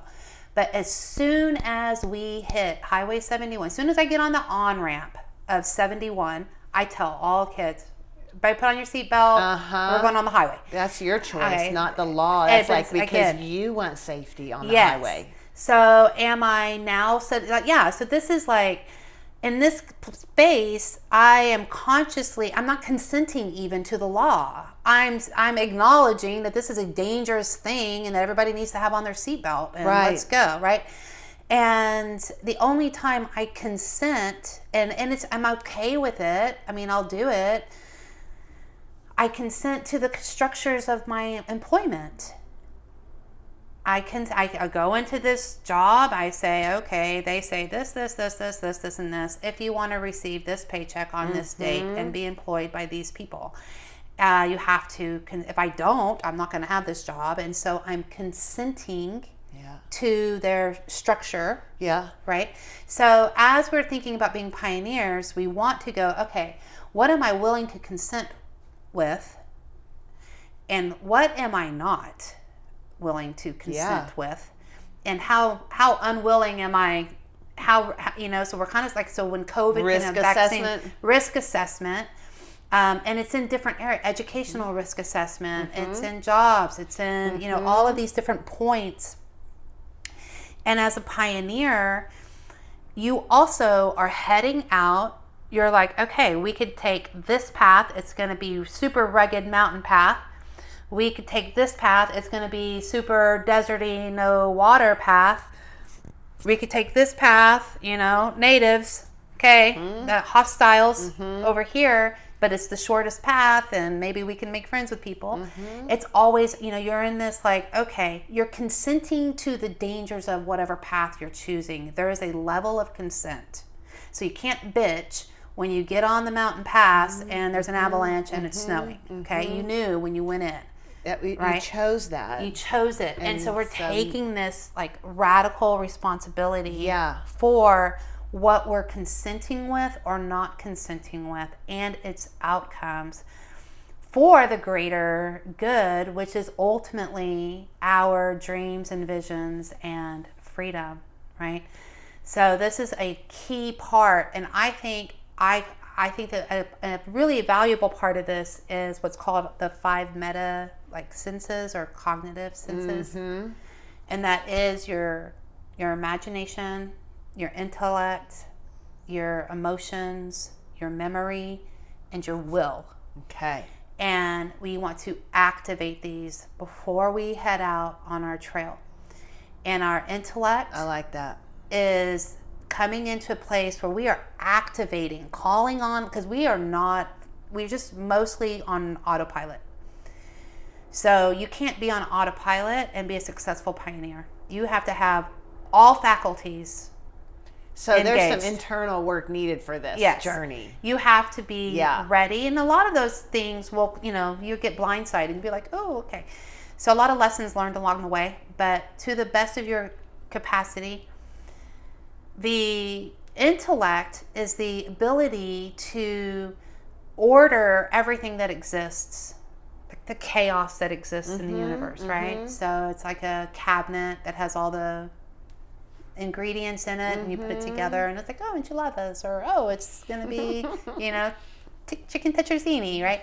And your ability to see everything that's out there and to make connections and to order it in intelligent ways. Okay. Right? So that's sort of that risk assessment. Okay. And imagination is that same ability, but to then order it in creative ways that have never been combined like that before. Yes. Right? So that's our imagination. So we can see these problems, but we can come up with imaginative solutions that are nonviolent, that are really, really fun and creative. And oh, wow, where did you come up with that? And that's that innovation, how my dad built the house. He just did a lot of intelligence and a lot of imagination and a lot of burning of things and trying it again. And then finally, when he figured it out, my grandpa would be like, wow, I had never even thought about doing it that way. Yeah. So that's where that imagination comes in. This is the fun part. I feel like a lot of playfulness coming through just talking about that part. And the dreaming. It's really where we're able to go, okay, we have these are all the things that could happen. But there's also an infinite number of good things that could happen. Yes. So we also we hone in on our ideas of worst case scenario sort of ideas. When there's a lot of worst case scenarios that aren't even on your radar. Fuck. We'll never actually predict all the worst cases. I didn't think that would happen. It's wild, right? And a lot of wonderful things that we cannot imagine. Yes. The other one, so the memory is also not your memories of your life. Okay. It is remembering all of these, I remember this, information. Okay. Right? And then being able to draw connections between things. Okay. Build bridges, right? And retaining this information and being able to draw on it in every scenario that we're in, right? Beautiful. So truly remembering what you read, truly remembering the lessons that you learned and all of the things. And emotion is your mastery, is this our bodies and how our bodies are so when you're feeling that surge of panic or fear, mastering these emotions and weeding through them and using them as, how emotions are like a plumb line sort of for truth. Yes. But at the same time, no, right? And so we might want to say, okay, well, I'm feeling very anxious about this. Let's bring that into here and let's apply all of these other things and let's assess if this feeling is... It's related to the intuition, so you don't want to lose the sensors, but we also obviously can get taken down by our own emotions. Yes. And no one else did that to us. Exactly. We can take ourselves down with our own emotions and nosedive, so enough mastery so that we don't nosedive ourselves. And then how to channel our emotions into the best outcomes to fuel for Beautiful. The dream. Okay, so I see us going, yes, this is the path that we're going to choose, the mountain path. all of these horrible things that could happen, but I am imagining us, not having any of that in this path, and I can feel that, and I'm the pushing emotion of hope and exhilaration, and holding it and maintaining it through despite what's going on around us. Yes, believe. And then the last one is the will, and that is decisive action and the doing of the thing. Right? Really and choosing. Make decisive action, move forward, make decisions. Don't overthink, do the thing. You can start correcting mid doing of it. You can, we always have it's in the doing of it a lot of times where we go, okay, redirect, or that's where that dream is washed and cleaned up and shined up and then put back out there again. And so the will to just move, and these 5 senses are like mystical senses or metacognitive senses that we need to be activating right now. Okay, so that's part of the decalcifying. Also, within this is this idea that naming something does not create reality. Okay, so if I say, as soon as I name something, you could argue, oh, you create reality by naming it. That's a computer. Now that's what that is. I just created my reality. But what it does is it collapses all possibilities. Yeah. All other possibilities are collapsed as soon as we name something. So when we're in these 5, this metacognitive, mystical senses space, we want to hold it in a container of dreaming where we're not necessarily naming anything. Categorizing, cataloging, defining forever in a book that will never change. Exactly. So you're out on the range, now we're stagnant. And a group of men on horses without any shirts on arises on the horizon, and I'm going to name that and say they're enemies or they're hostile, and all they're doing is sitting on a hill on their horse. And as soon as I name it, I collapse, and my emotions, everything just sort of tumbles. Versus meeting it with curiosity and assuming nothing. Great point. Right? Beautiful. And being open to all of, letting my imagination hit all of these points, letting my intellect hit all of these points, letting my memories know that there are lots of people out here. Not all of them are this way, and so how can I, and having that move me forward. So that is that forward mentality that no matter what happens, I make the wrong decision. I did this and I got fired or I got into trouble. I tried this point of liberty and it failed me in some capacity. I made my relatives angry or whatever happens.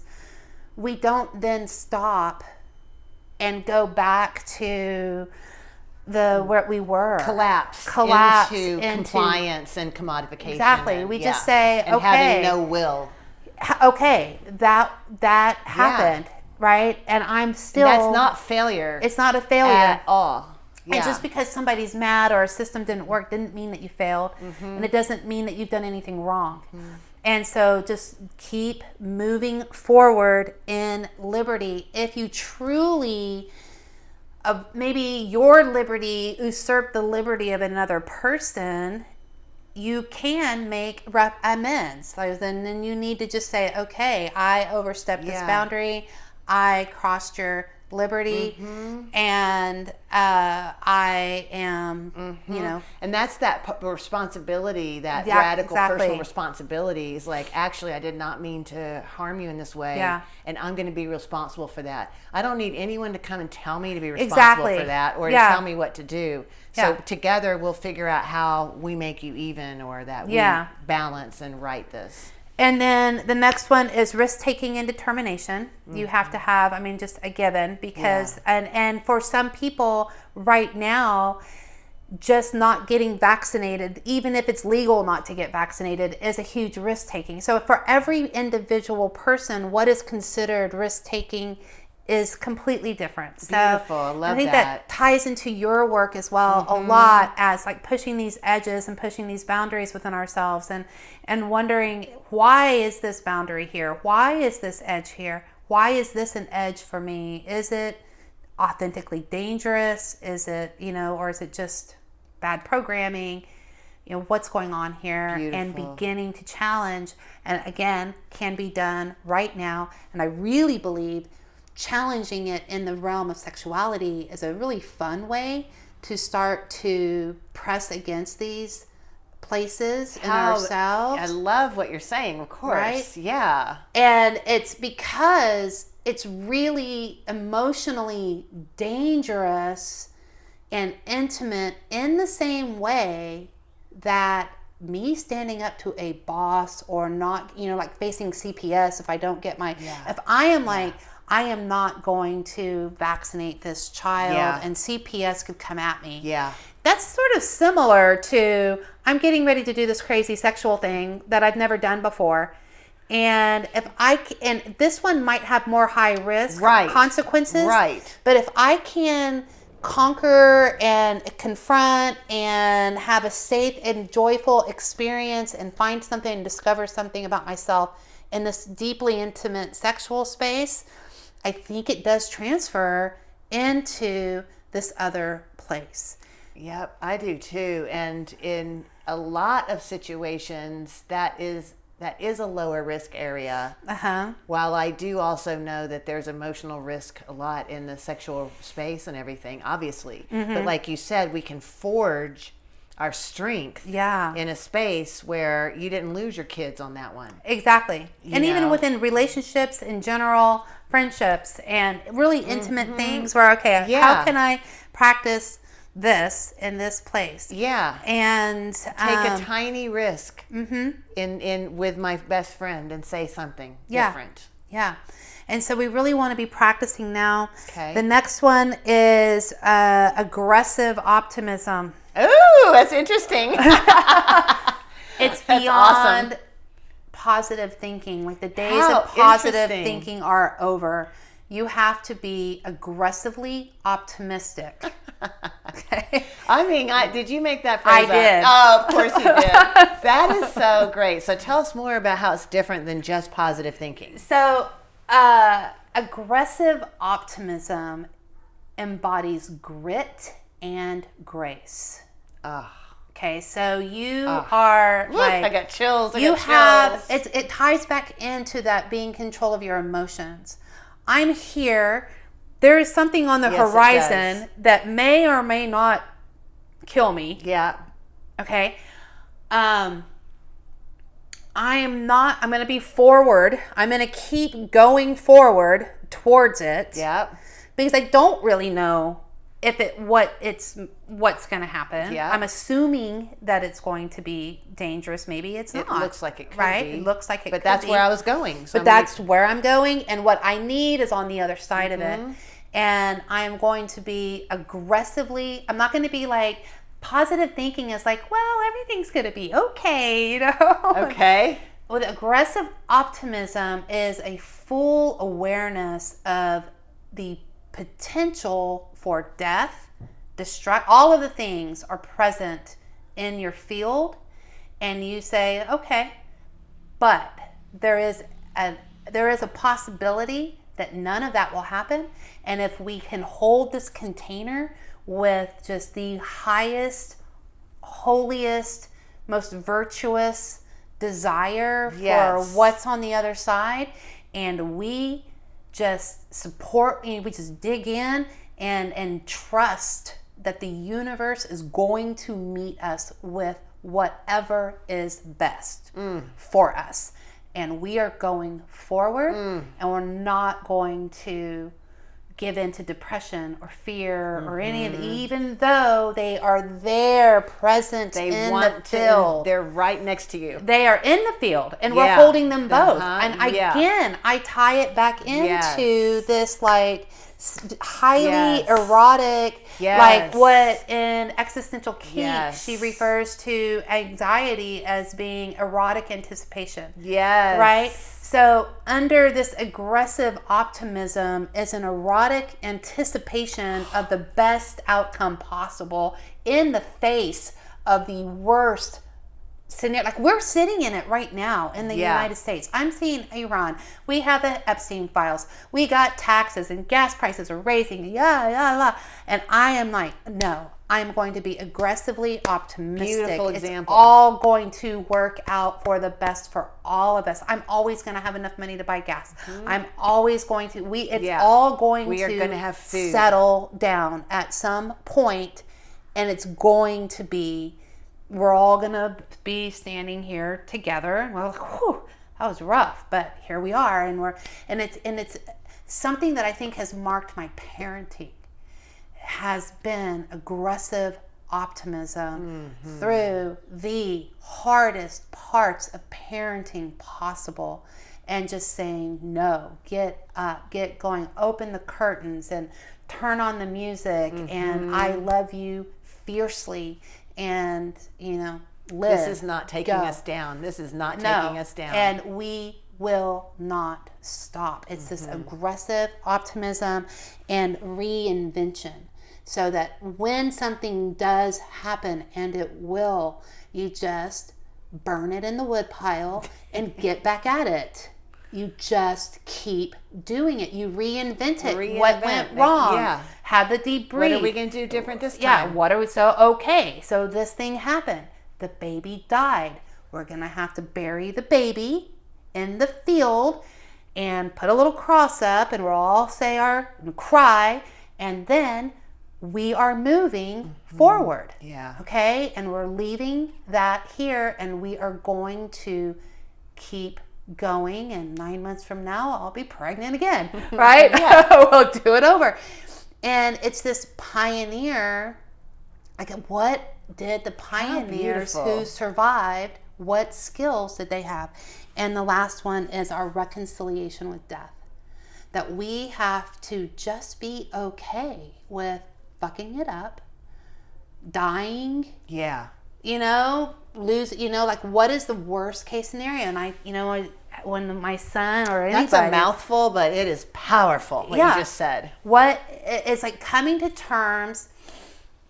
Isaiah called me the other day, and he was all, like, oh, I'm really worried about being everything. I'm just feeling a lot of anxiety today. I'm worried about work, and I'm worried about not being a good dad, and I was like, okay, where's your daughter? And he was like, she's right here. I was like, what's she doing? She's playing. Okay. You're being a good dad.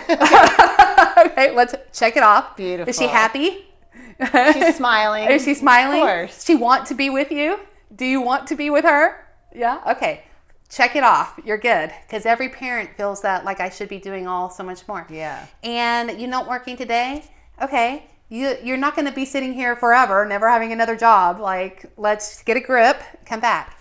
Being aggressively optimistic, taking assessment of what's in the moment and what is real. Yeah. Because oftentimes we get lost in what's not real. The anxiety becomes this, like, narrative. It's actually not real. Such like, a prison. Right here in this moment, you're not dead. Nobody is starving. Everybody's able to go get gas. We're all okay. Yeah. Right here. Let's live in this moment and acknowledge that and make our peace with worst case scenarios. Yes. Okay. So if we go through the mountain pass, there could be an avalanche, and we could get knocked off the path, or it could snow, and we could all, whatever. Okay. I accept that. And because I'm going to die, at some point, you're not going to outrun it. Pretty realistic. You're going to die. So by living in a constant state of fear of death or illness or injury or failure or whatever, you may as well don't head out on your pioneer Gland decalcifying journey.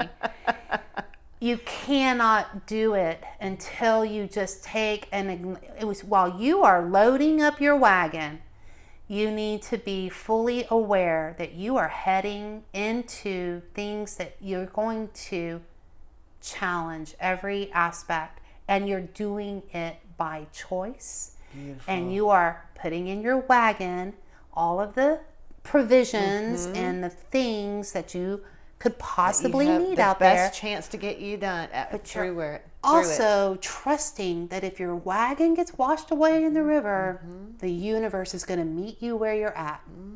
So you pack as if you're not packing, right? You How just beautiful. do it because it's the right thing to do. It's stupid. Of course, it's stupid to head out as a pioneer with no provisions.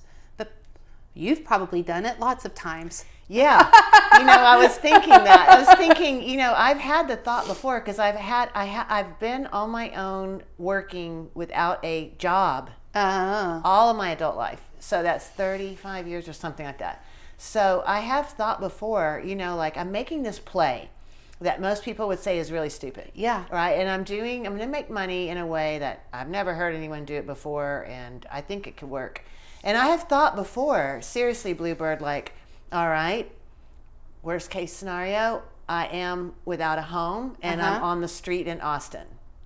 That's the worst case scenario. Yeah. And you know what? I walk downtown all the time and like I know half the homeless people.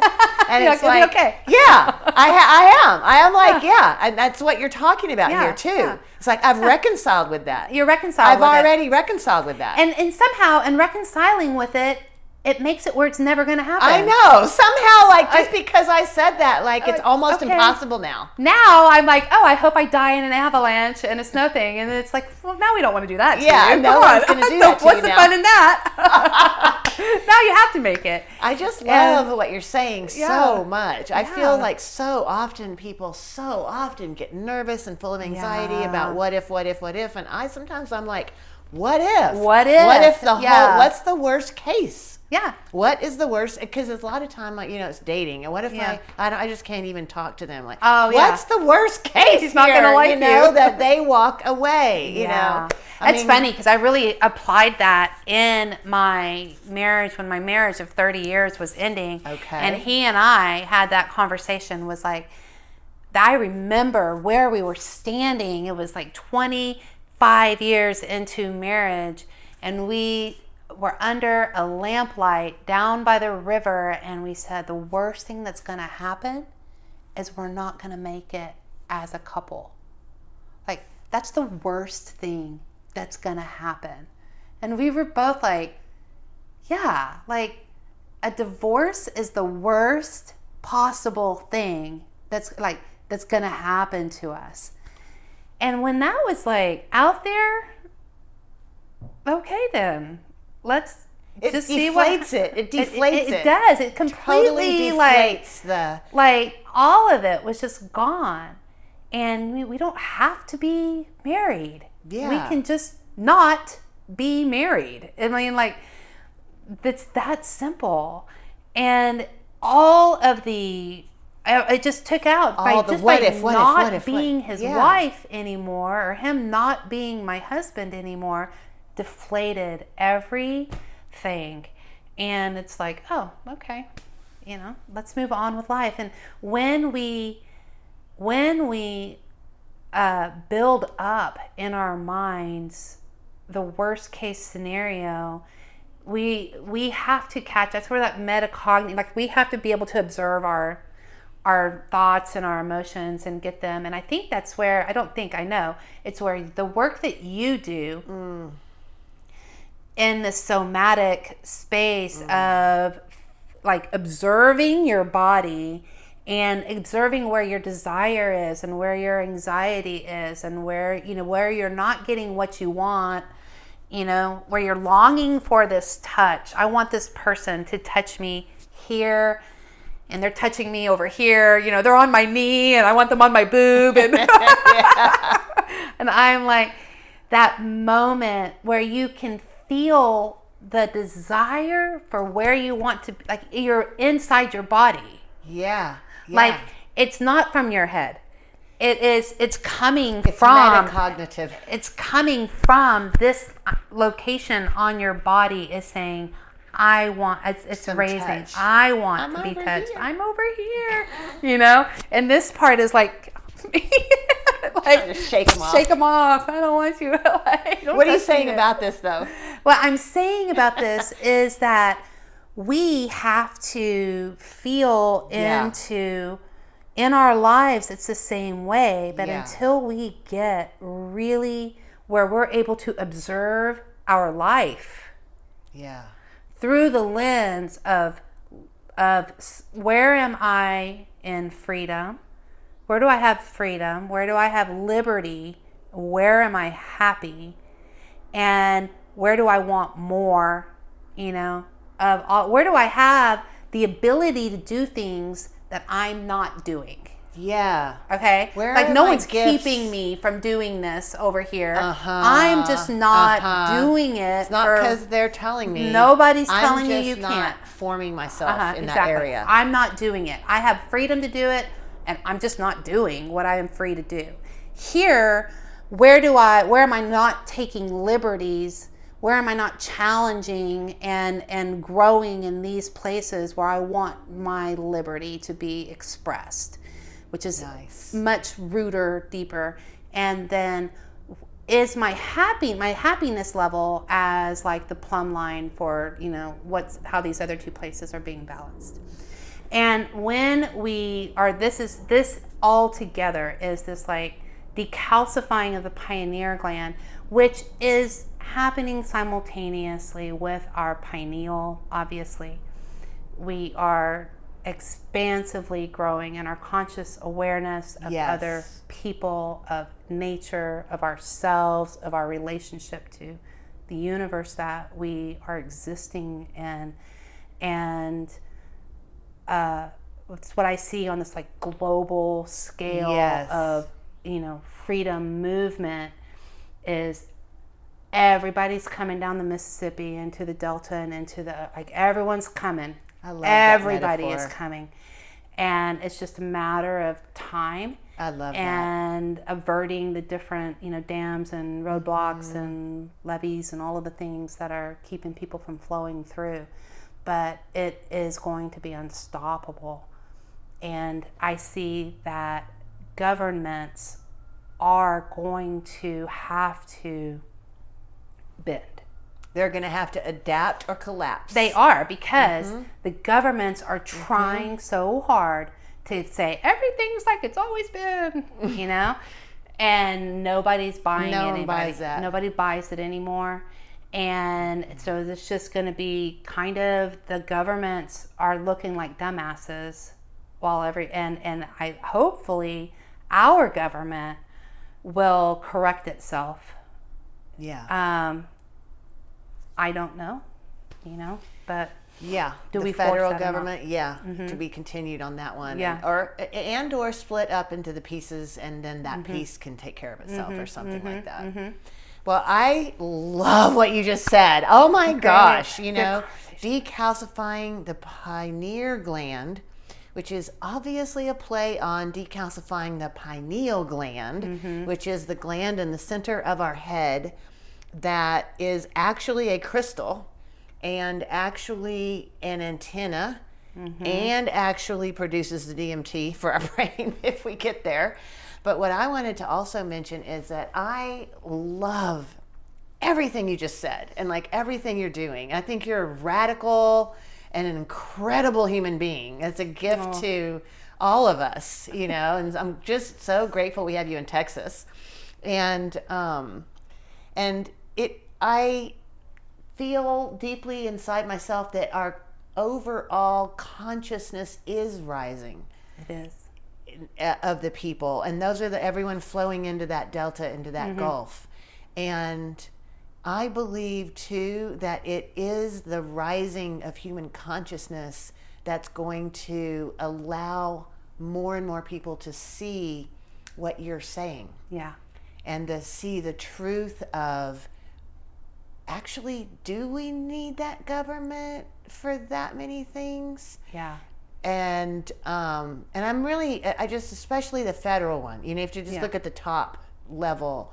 And I also want to say that I imagine that some people might be listening and they might be thinking like, you girls are crazy because that would never work. Don't you know that when a lot of people get together, you have to have a government, you know, you have to have punishment for murderers and you have to have jails and all that. And I say, I don't think so. Yeah. I'm not buying that either. Mm-hmm. And I want to just take this 1 second to point out a book that is called The Dawn of Everything. And it's a nonfiction anthropology. Mm-hmm. And they studied Americans before the Europeans got here. Oh, wow. And they studied all this anthropological evidence. And I might have mentioned this before in our conversations, but to me this book meant a lot because the authors believe that they found evidence that prior to the Europeans coming over here to North America, I don't remember how far they went to South America, but especially north, we had this, and that we had full sovereignty. And no one was the boss of anyone else. Yeah. That it was by natural law, every human had innate sovereignty fully, 100%, and every other human recognized that. And that was the bedrock law of the land. And because it's nature's law, and so even the authors said that they found evidence of hundreds of thousands of people living in small areas on land that we would call city, C-I-T-Y, but they did that without governing structures, in peace. And one thing they said about how it worked was that, from what they could tell, is that if someone has a great idea, like, I think we should go over here for the winter for all these reasons, and I have gifts in this area, and if it was a wise idea, then other people would follow them, and they'd go. Whoever believed that idea would go over there for the winter, and whoever didn't wouldn't. And then the best that would be proven out. Yeah. And then the next season, a different person with the different gifts would be like, I think summer for us is best over here. And people would be like, well, that makes sense to me. Let's go. We wouldn't make that person a king. Yeah. We wouldn't put a crown on them. We wouldn't say from now on, we'll listen to you on every topic. Yeah. Because nobody brings the gifts of every topic. Yeah. We need the strongest gifts of each person. And then as needed, we follow the wise ones in that area based on our intuition. Yeah, and you have the freedom to leave if you don't like it. If you think it's going sideways. And then we just walk off. Yeah. And we haven't made a king out of them. Yeah. So in that way, in fact, at least hundreds of thousands of people, I think it's unlimited because we are raising our consciousness. In other words, I think that billions of people on Earth in the end could. And I personally also believe on my side that it's the consciousness raising that will allow us to do this. In other words, I think we could fight forever over what's the best form of government? Oh, So you could be like kings. Yeah. Well, you could have a great king. Yeah, it's great. You could have a great king that's better than a democracy. The king could be better. Or you could have a shitty king, and you could have a democracy where the people are really smart and they're making great decisions. Or you could have what happened in Greece when they killed Socrates, and the democracy was mob rule with sort of what is looked back and seen as kind of a stupid mob rule. Yeah. And then the democracy goes in the wrong direction and harmful direction. Or you could have any other form of government you name has a corruption to it. Like our government, the Democratic Republic, they say in the beginning it looks great, if it works great, but it will over time naturally rot at its core. And that's what's happened now. That's what has happened. Just through elections, because of the elections. Also, within democracy, I don't think democracy works anymore because of technology.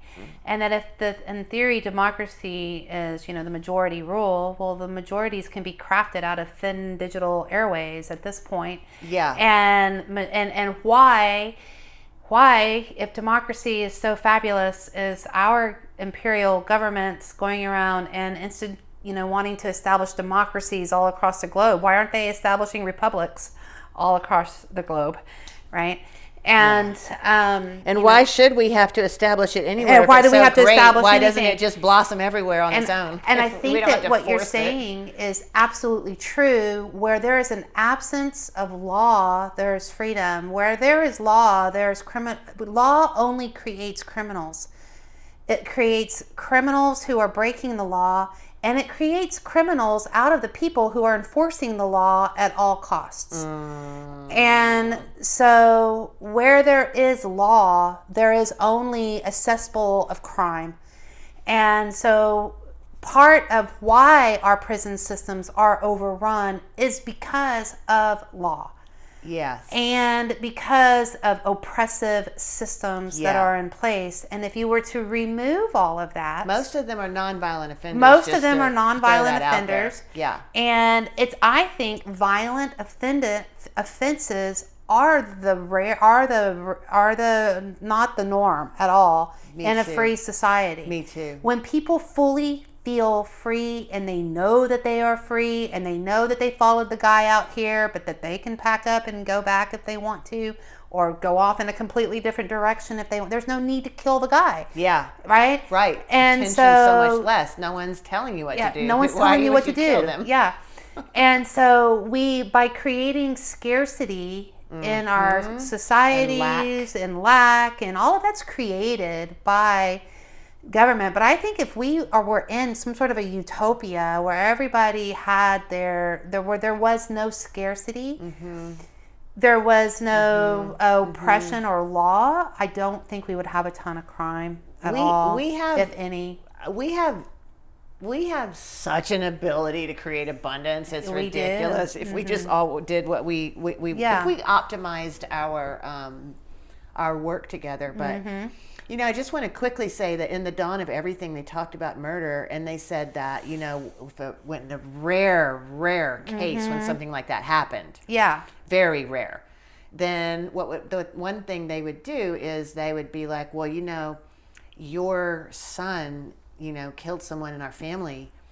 We need to have a 2-clan meeting, your clan and our clan, and your clan owes us some things. Yeah. We've had a loss. And so let's sit down until we agree on what your clan owes our clan. Yeah. No one's even mentioned the guy who did it because they don't have to, because my clan will take care of him now because we can't keep paying losses. It's our issue anyway. Yeah. It's our person to heal.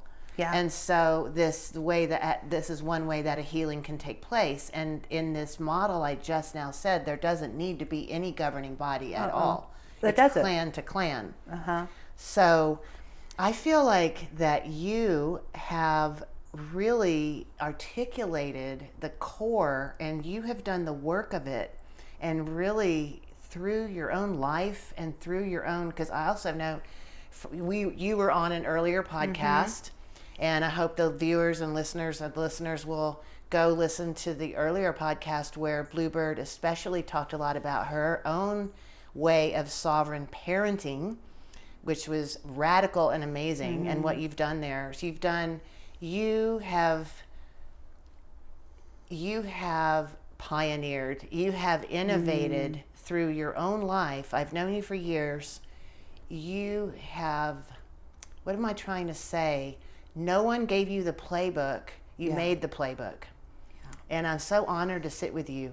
And what you presented to us in this podcast is so beautiful and deep, because you went beneath the surface level of creating a freedom movement by creating signs and going to the Capitol and shouting, which does nothing. Yeah. But you went in to look at the interior work that we can each do.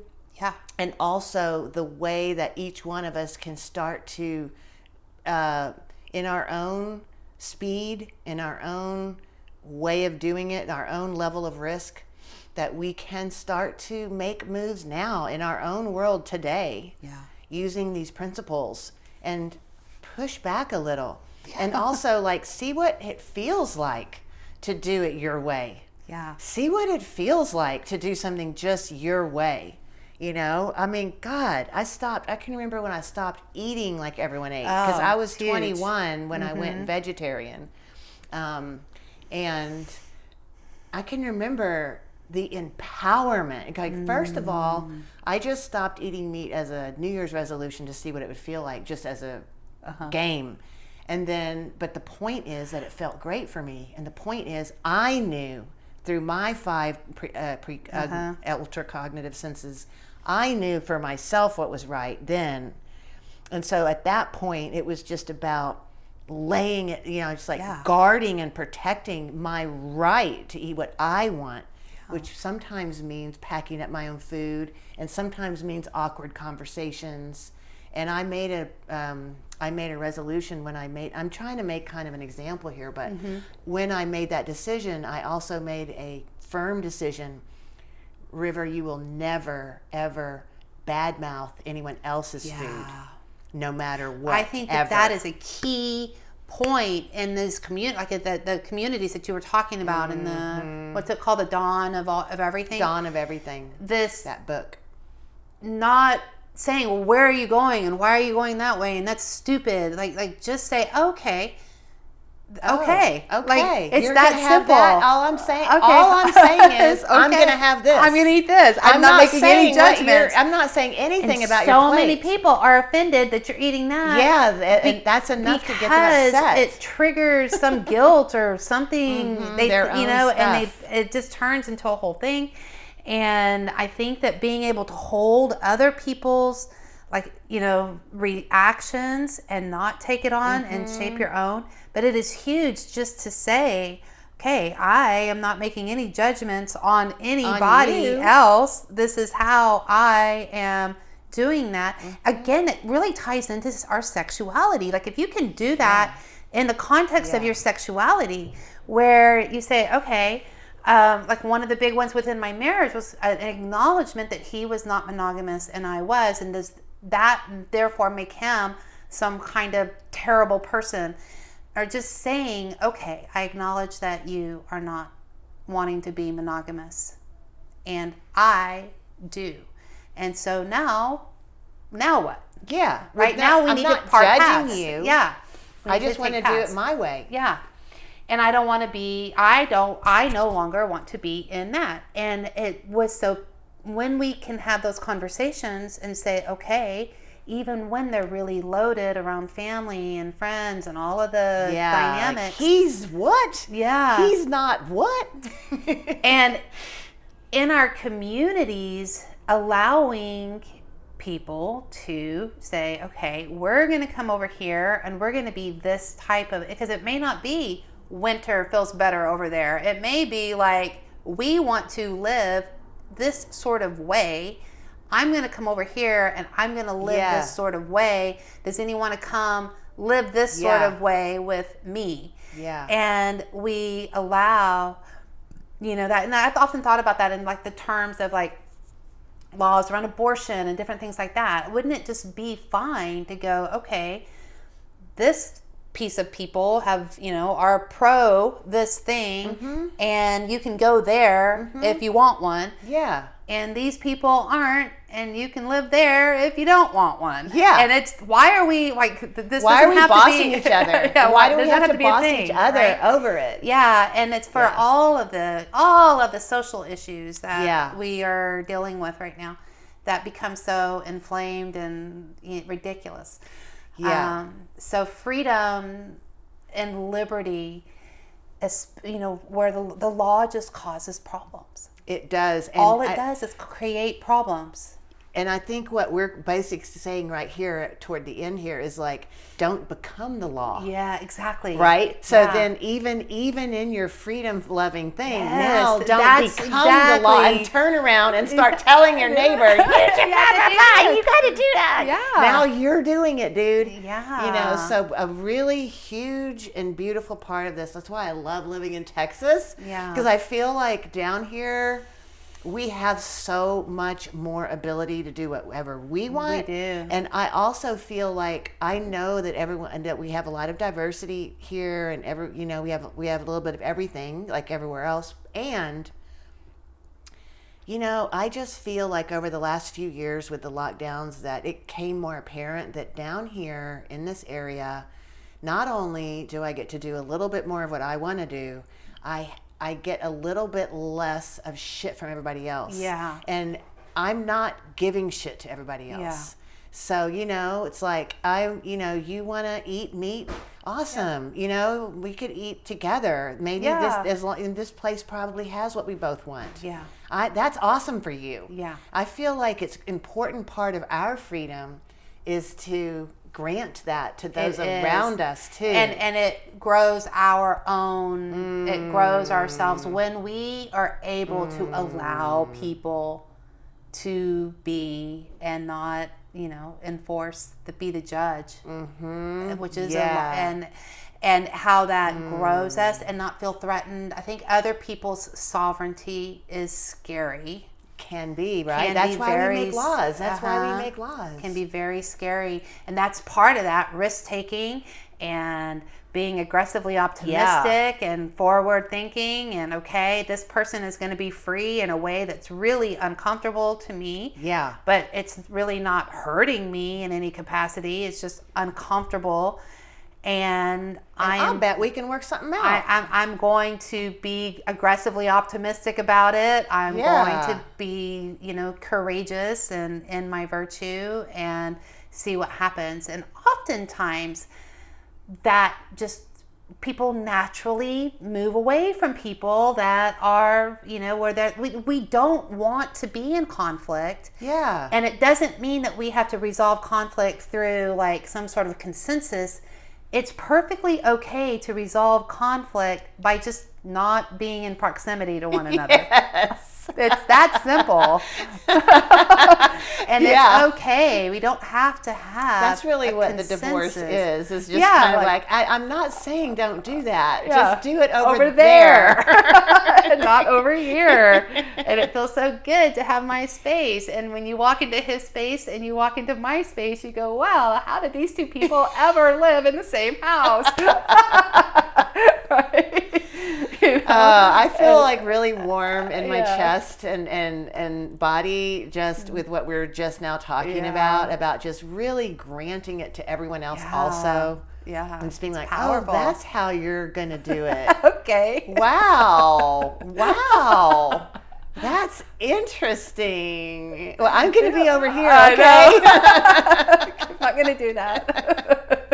All right. Oh my God, Bluebird. Is there anything you want to say before we close out for the audience? This has been solid gold. It's so good. This is where we're all, I really feel like you and I are making our conversation today is something that I think is going to only become more and more valuable over the next few years for people to listen to as we have possibly less that we like about the government as the next few years roll forward, as possibly our government falls apart through what I'm saying, sovereign default, and suddenly they can't pay anyone and it's just gone, or that we also have this consciousness rising and each listener may start to feel like, you know what, I think I do have unique gifts. Yeah. And I think I don't want to live in this tiny rat race box anymore.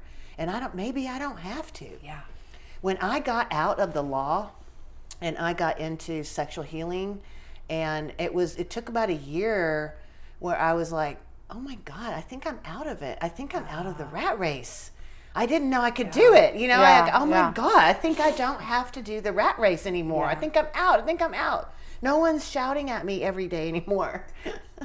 How'd that happen? I thought when I was in it, I thought I couldn't get out, probably. But I did get out.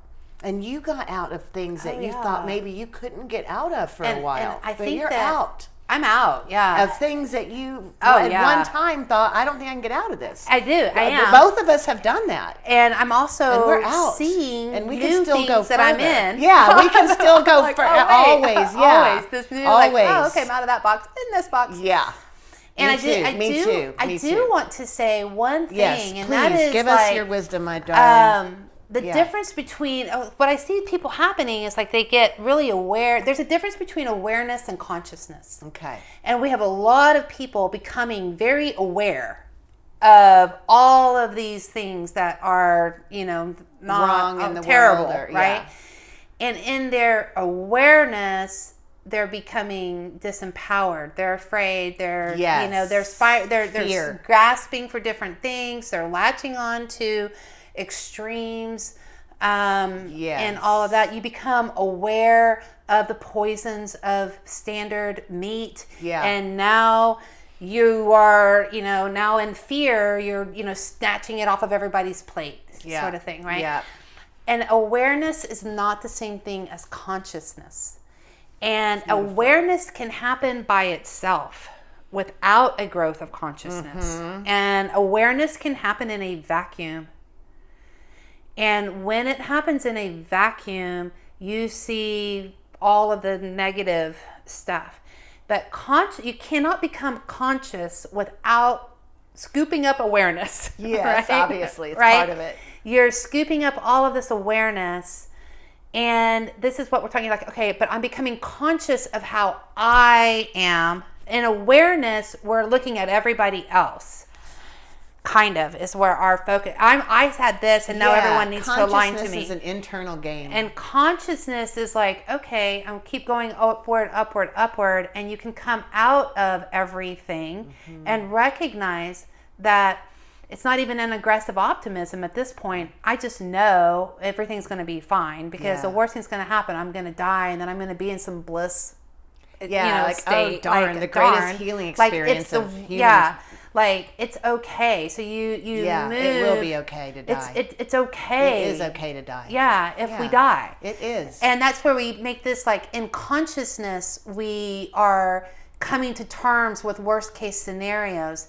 In awareness, when you come to a term with a worst case scenario, like, that's an end, and then I'm not going to do it, whatever. In consciousness, it's like the worst case scenario is always, death, ultimately. Pretty much. That's kind of pretty much the worst case, or the end of a relationship, or the end of whatever, right? But we have always this, like, and on the other side of every death is this magnificent rebirth in life and all of that. And that is where we sort of sit always. And in that, we look forward to the next death. I am now heading out on this dangerous journey so that I can die.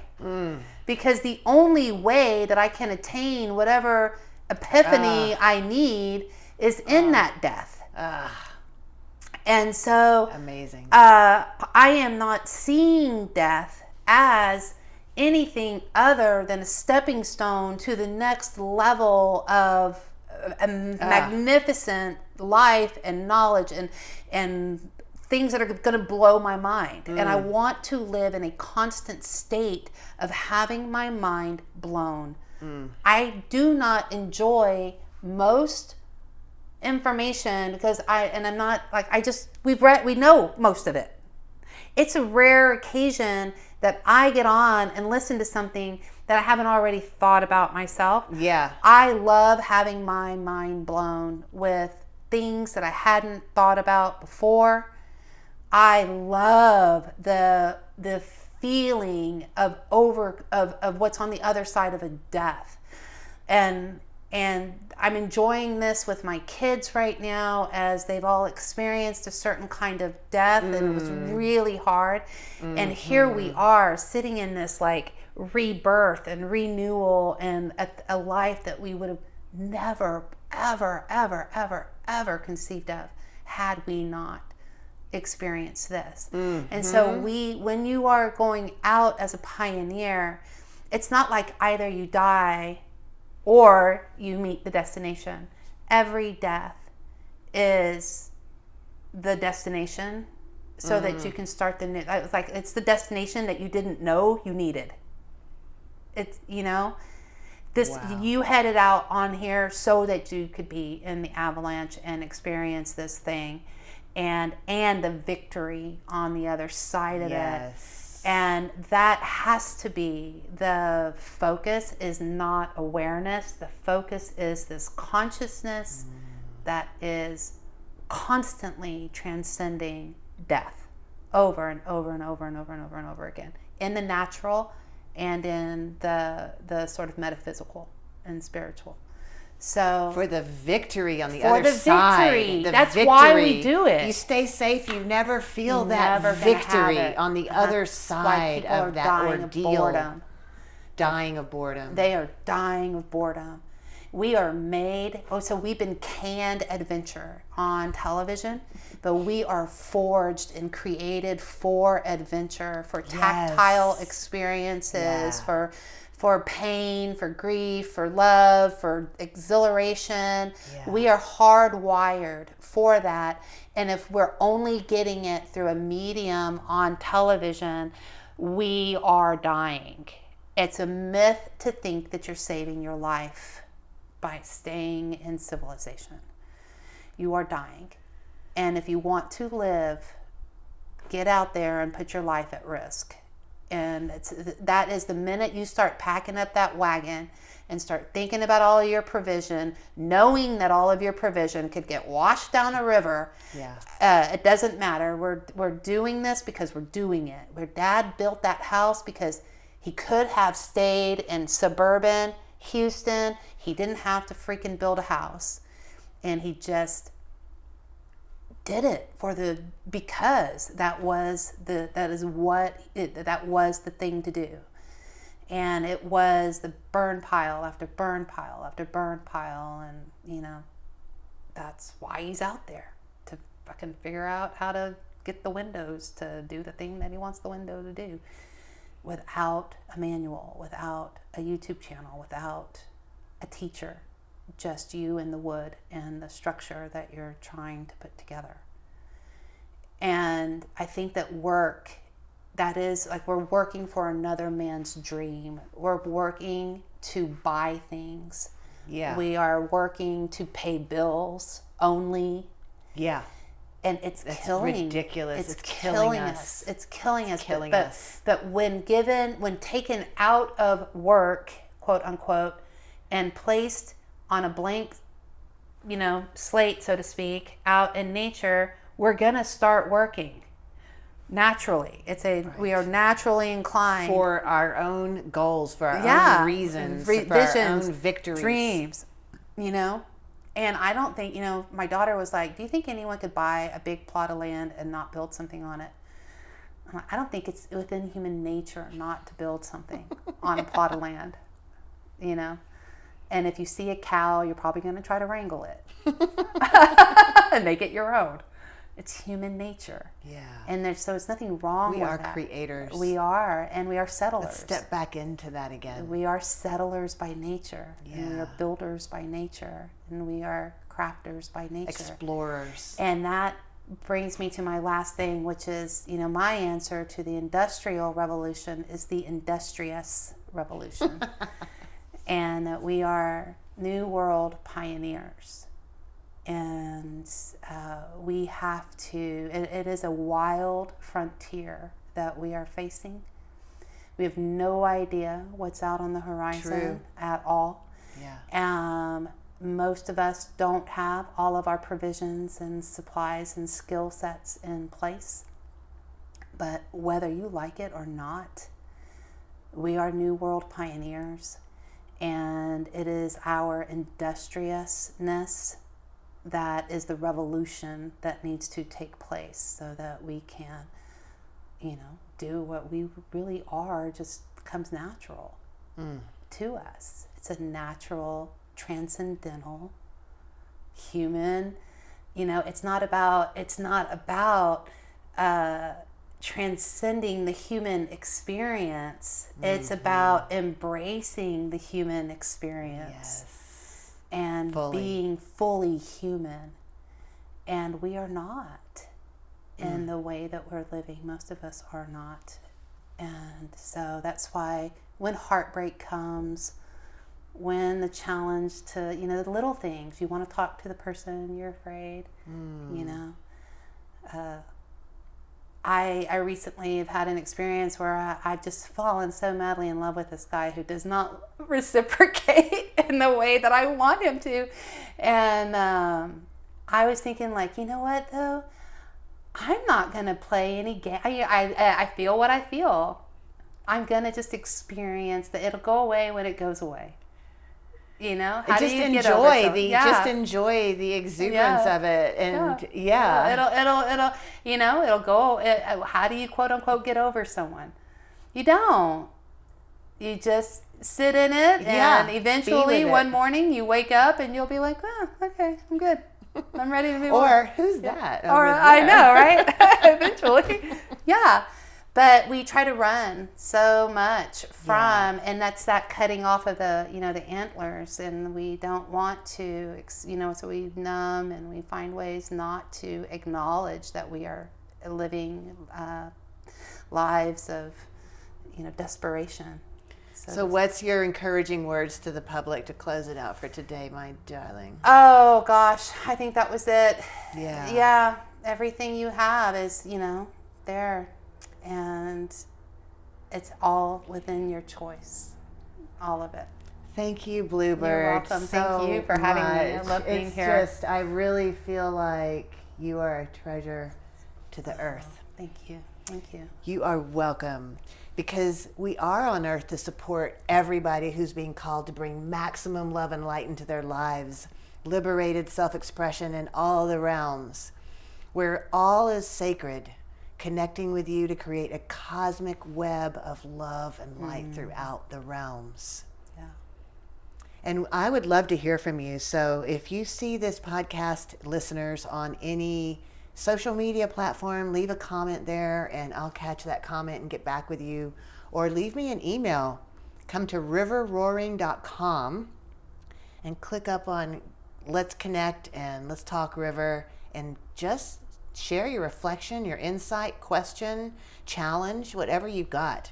Because together, my darling, we can step into a more harmonious vibration. We can fly higher, shifting human consciousness forever for the highest good of all beings. So may the love be with you, and may the love be with us all.